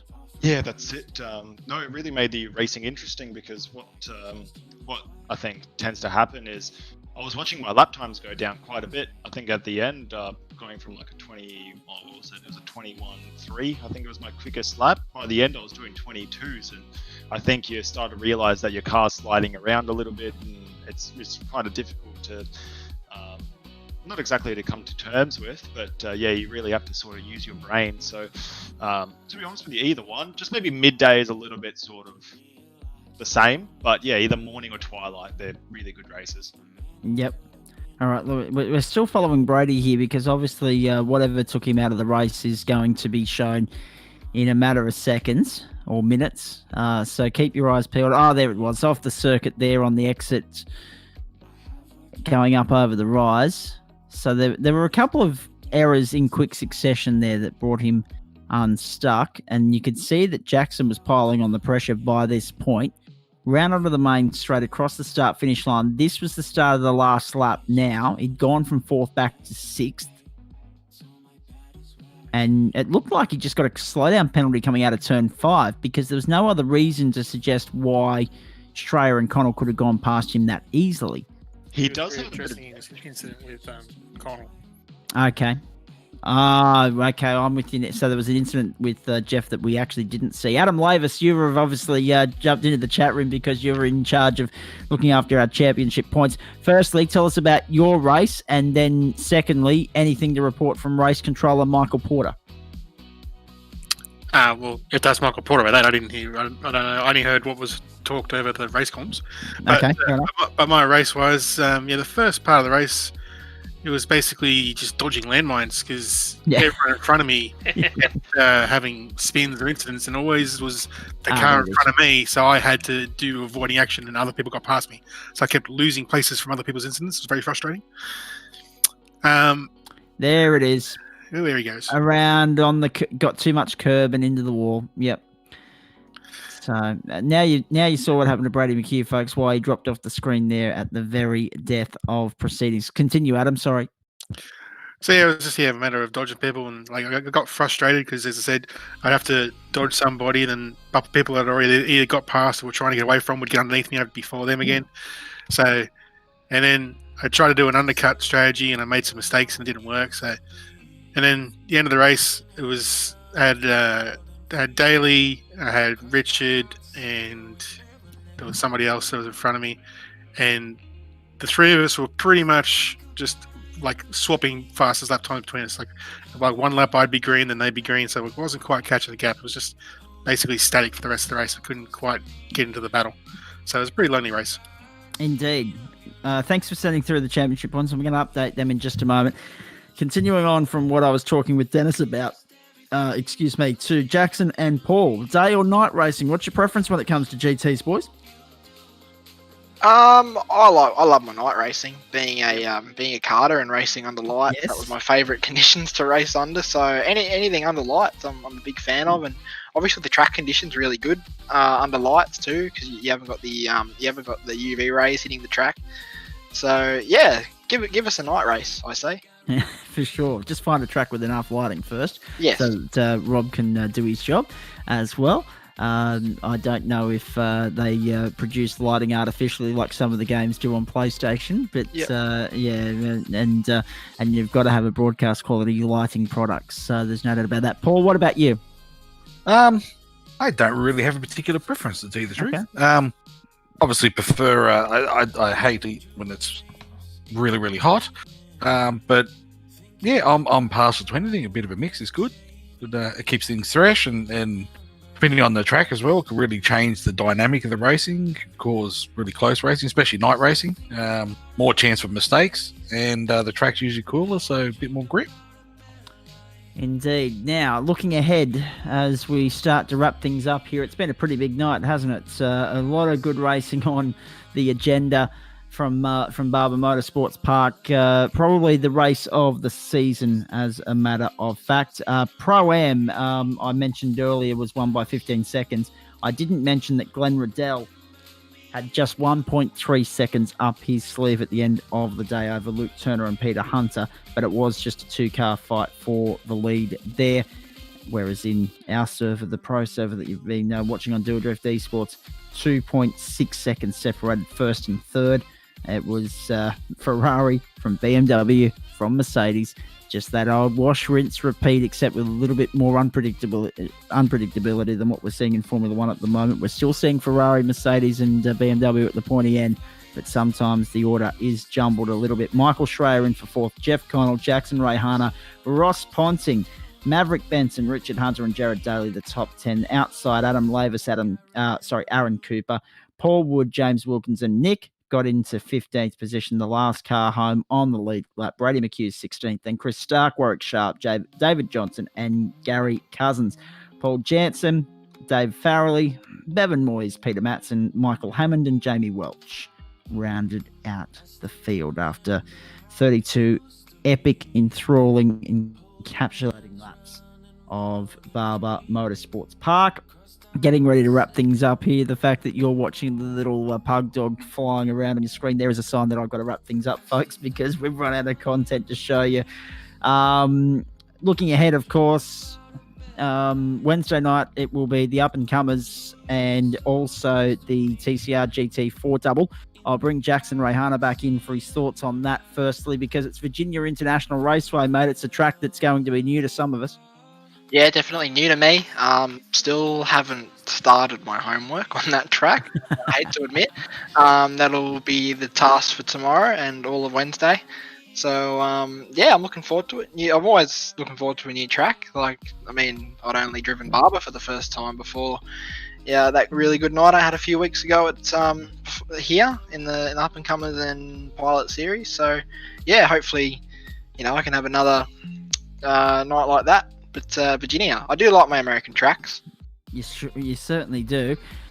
Nick, Friday night we head to Phillip Island for production cars and stock cars. Finally, an Australian racing this season. Yeah, there's not many on the surface at the moment, so No. I would say Oran Park might be a little too small for NASCAR. So, admittedly, they did race at the South Circuit back in the day, but no, it's good to be back on home soil, so to speak, and then Bathurst the week after that. Yeah, absolutely fantastic stuff. And of course, next Monday night, turning Japaniso, if you'll pardon the expression, because we're heading to Suzuka. So round 8 of the GT series from Suzuka, and looking forward to that immensely. Our only Japanese stop on the tour. And Nick, that one could throw the cat amongst the pigeons. You've heard Dennis and a couple of others say that Suzuka is not exactly their best circuit. They're more looking forward to Imola and then Bathurst, but Suzuka could be a very much critical point of what's been an enthralling championship thus far. And the championship margin first to second is tighter, and I'll bring you those points in just a moment. But next week is critical to the outcome, I reckon. 100%. We did a pop-up race in GT3s around Suzuka, and I absolute ball. So, I think there'll be another circuit to kind of level the field again. So we'll see what happens. Indeed, we will. Where were we on incident points and penalties and the like tonight, mate? Just before we wrap up. Dennis Gaderick, 0. Brenton Hobson, 0. Ross Ponting, 0. Richard Hunter, 1. Okay. Other than that, the highest, and he got involved in an early incident, was Gary Cousins. Gary Cousins on 17, Jeff Connell on 15. Yeah. Mr. Pete Matton on 13, and he retired. So Gary Cousins would have got a penalty because 17 is the limit. So. Yeah. Yeah. So I'm unhappy to say I got 4 in the end, but that's partially my fault. But anyway, I still got my top 15. Well, that's exactly right. So 3 drivers brought it home with 0 incident points, so they get the bonus points, which is why Brenton Hobson maintains his lead in the championship and maintains it to the tune of 12 points, ladies and gentlemen. He got bonus points for the clean sheet, whereas Dennis Gaderick did not. 313 plays 301. They've got Demrick Candola on 271 and Jeff Connell 256. Ross Ponting 218. Gary Cousins 213. 202 for Michael Schreier. 199 for Richard Hunter. 195 for Paul Wood and 192 for Maverick Benson. Makes up the top 10. Guess who's 11th? Jackson Rayhana. Oh, look, one spot away from that top 10, that elusive top 10. I'm looking. Nicely done. You're tied with Adam Lavis on 182, 177 for Aaron Cooper. Trent Lavis, despite missing the race tonight and probably next week as well, 157 and 14th position, 139 for Dave Farrelly rounds out the top 15. Very compelling running order there in the top 15. In the Pro-Am split, it's Yanni again on top on 292. But I'm actually Adam Lavis, is that Pro-Am split up to date there, mate? Just before I get there, Hang on. because I've got positions all over the place at the moment. Just let me know when I can come back to that. Here you go. It's happening right. Beautiful. I'll go to AM first while you do that. GT3 AM, Matt Dunphy, 189 plays Michael Martin, 188, and David Riddell, 172. 169 for Stephen Robinson and Brock Kelly on 157 make up the top 5. As far as Pro-Am's concerned, I can go back there now. Thank you, sir. Yanni's on 292 playing Andrew Goldman, 223. Got to love live broadcasting, don't you? Ben Miller, 201. Tied with Daniel Birchnell. And in that top 4, I mean, yes, okay, the Ferrari has nearly 70 points at the top of the order, 69 first to second. But then you've got an Audi, you've got a BMW, and you've got a Mercedes. So you've got 4 manufacturers in the top 4, and there's a McLaren in the top 10 as well, and a Ford as well. So all 6 manufacturers in the top 10 in the Pro-Am split. Parry Anastaga sits 5th, 200.5 points. And so only half a point there between 3rd and 5th. How good's that? 6th is Josh Forer, 199, 190 for Curtis Williams, 187 for Luke Gathercole, 179 for Scott Harris, and 169 for Rick Vincent. Paul Nichols, despite missing the race tonight, 167. He sits in 11th at this point in time and desperate, no doubt, to get back into the top 10 so we can give him a plug. Final thoughts on all of that, Nick, because by gee, that was the race of the season as far as I'm concerned across all platforms that we've all the categories, all the classes, all the racing that we've presented on Do It Drift Esports throughout the course of the year. That was the pick of the bunch, to have 5 of them going out at Hammer and Tong for 20 minutes, 4 of them for another 15, and then 3 of them duking it out over the last 5, 6, 7 minutes. Cracking race all the way to the end, and Dennis Gaderick again proves that US circuits are Ferrari friendly. Yeah, I mean, it's just getting better and better and better every time we go out. The racing's tightening up, and the quality is getting better. Indeed it is. Who would you give your driver of the day to if you had a vote? And I'll bring Rob in as well, because he was chiming in a fair bit tonight. Oh, I have a vote. He's finished 10th. His name's Jared Daly. He went from 21st to 10th. I was just talking to him on Facebook here, and he said he reckons he was slow, and he just a bit like Adam, just dodging mines, and just made his way up through the field. He only had, where is he? He only had 4 incidents in the end there too. So everybody's pretty low on the incident count tonight. So it's good. I will second what you said there about Jared getting 10th and gaining 11 spots along the way. I don't think anyone gained more than that, but hats off has to go to that top 5. To the 5 men that entertained us all the way tonight. Obviously, Brady didn't come home in the end. He was a lap down after exiting the system on the last lap. But Dennis Gaderick, Emmerich Candola, Brenton Hobson, Jeff Connell, Brady McHugh, take a bow, boys. That was fantastic entertainment. Michael Schraer was the quiet achiever in all of that, getting 4th. And well done to Jackson, who drove a fairly quiet but consistent race to get to position number 6. Pressure cooker tonight, Rob.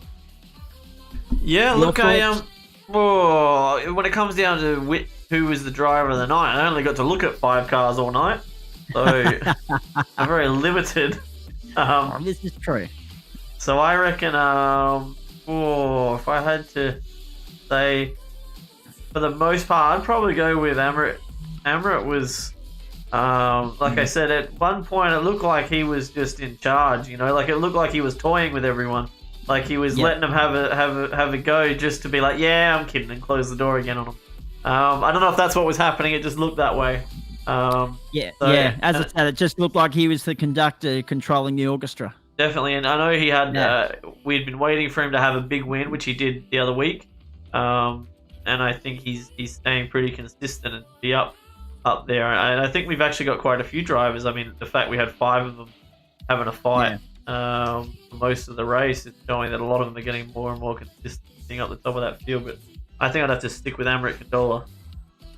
And I have to say, he pulled off a great piece of strategy play there to go from 4th to 1st during that pit stop sequence when everyone filed back out into the race.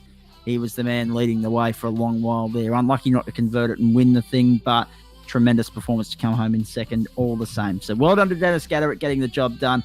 Emmerich Candola, Brenton Hobson, just 2.5 seconds separating it in the end. A fantastic bit of entertainment for you, Monday Night Motorsport, Do It Drift Esports for Gentlemen Sim Racing Club. Yes, Rob? I'm looking forward to Jeff having a win at some point. He's the last few races he's been doing really good to just come unstuck, at just the wrong time. So I think there's a win or a podium finish coming up soon. It just needs to sort out whatever it is that's causing him to find the wall towards the end of the race. Yeah, Nick, we were talking about this a couple of weeks ago. Jeff's form is quite predictable because he's running the script this season just like he did last season. He wins the first race, he doesn't win another one after that. For some reason, he just starts like a bull at the gates, and then it doesn't go to plan from there. That's something you'll have to ask him, I guess. Might be he gets tired during the season, or gets fed up, or something happens. Something that he'll have to answer. We can't. But it could even be pressure, as I said. The other drivers are getting pretty consistent, and putting a lot more pressure on everyone. So who knows? But I think he's got another few wins coming up if he can just sort out whatever the issue is there. Because but he's definitely forcing the rest of the pack to drive exceptionally well at the front as well. So they're putting a lot of pressure on him. So I'm looking forward to seeing something happen there as well. All right, we'll let you go, Rob, so that you can go and lodge your bulk Dr. Pepper order to be shipped to Australia. I can't believe we started the broadcast on that note this evening. It's important news. Dr. Pepper is my family doctor, Zach, and I need to make sure that it's all right. Dear, oh dear. I won't be supplying the defibrillator. Let's look ahead for you on Do a Drift Esports as far as motorsport is concerned. Dr. Pepper, fair to give. Wednesday night, 7:30. Come back and join us. The open wheelers for the up and comers. They were good last week, albeit carnage riddled. But we moved from Barber Motorsports Park to Virginia International Raceway. I'm not sure if they've decided what configuration they're on there as yet, but we're looking forward to getting there all the same. Virginia, the venue, Wednesday night. 7:20 or 7:30, I should say, for the tail stage of that qualifying session. The race from 7:40, and then from 8:40, the green flag will fly on the latest round of the TCR and GT4 series from the same venue. Friday night, we stay focused on production cars and stock cars as we do every other Friday night. We move from America to Australia. Finally, at long last, we're coming to the land down under. We're going to Phillip Island. Stock cars at 8:15, somewhere around there. It has been a later start the last couple of weeks, so I'm assuming that will continue. But preceding it at 6:30, it'll be all the action from the production cars over 45 minutes. And, of course, the stock cars will be just over an hour's worth of racing there, lap distance to be confirmed later in the week. And looking forward to that immensely. Of course, it's been the Postlethwaite, Watmore and Hobson show thus far. And looking forward to more of the same, round 7 of 10. In the stock cars. So, as I say, Wednesday night 7:30, Friday night 6:30. Come back and join us for all of that. Next Monday night, as we turn our attention to what will be, so that's the 19th and 21st I've covered, so it'll be the 24th of August. Sorry, I'm just getting ahead of myself here. 24th of August, it will be all eyes on the Suzuka circuit in Japan and round 8 of the GT series, this season 2 of the 2020 iRacing season for the Gentleman Sim Racing Club. And it's all live, exclusive, commercial-free and dangerous right here on Do a Drift Esports, and we look forward to your company. Then 8 Eastern Time, we'll bring you qualifying, the race, and all the post-race chit-chat as well. Looking forward to touching base with all the drivers once more. A pressure cooker tonight in every sense of the word. High drama, high excitement, high intensity, and a lot of fun to commentate. Dennis Gaderick getting the job done in a Barber Classic, in a night where all those drivers should be commended and congratulated and applauded for the way they conducted themselves. Yes, a couple of drivers come unstuck in what was a contact-free race, essentially. A little slip-up, a little lapse in concentration will do that from time to time. But it was a case of you had to have your eyes on the prize ahead of you as well as behind you. There was a lot happening, and as I say, it was a testing night at the office for all those men to be that switched on, that in the zone with everything happening around them and produce the quality that they did. So well done to all of them. Dennis Gaderick, the winner for the 4th time this season. He closes the championship deficit to 12, and there are 3 rounds to go. We can't wait to bring them to you. Suzuka next week, Imola the week after, Bathurst the one after that. All coming to you live right here on Do a Drift Esports. Thanks to the Gentleman Sim Racing Club for their ongoing support of Do a Drift Esports and their ongoing entertainment for our product as well. It doesn't happen without them. It doesn't happen without their great supporters and sponsors as well. Of course, Oculair, LJ Hooker Gaindar and Central Coast Subaru as well. We look forward to having Paul Nichols back with us on Wednesday night. The club's got their usual ladies' night tomorrow night, so we'll talk about that on Wednesday. Another hit out for the girls at Lime Rock. I think it's absolutely hilarious that some of the boys are being booted off their sim at the moment because the girls are finally getting a grasp of how much fun the men are actually having with this thing year round, and I think it's now going to be a 50-50 split between some households, but looking forward to that. And actually the more worrying thing there is who gets the sim if no, actually I'm not going to go there. Thanks so much for your company. Hope you've enjoyed it. Look forward to your company Wednesday night when we do it all again from Gentleman Sim Racing Club right here on Do a Drift Esports. On behalf of Nick, Rob and the team, I'm Zach Caven bidding you a very good night.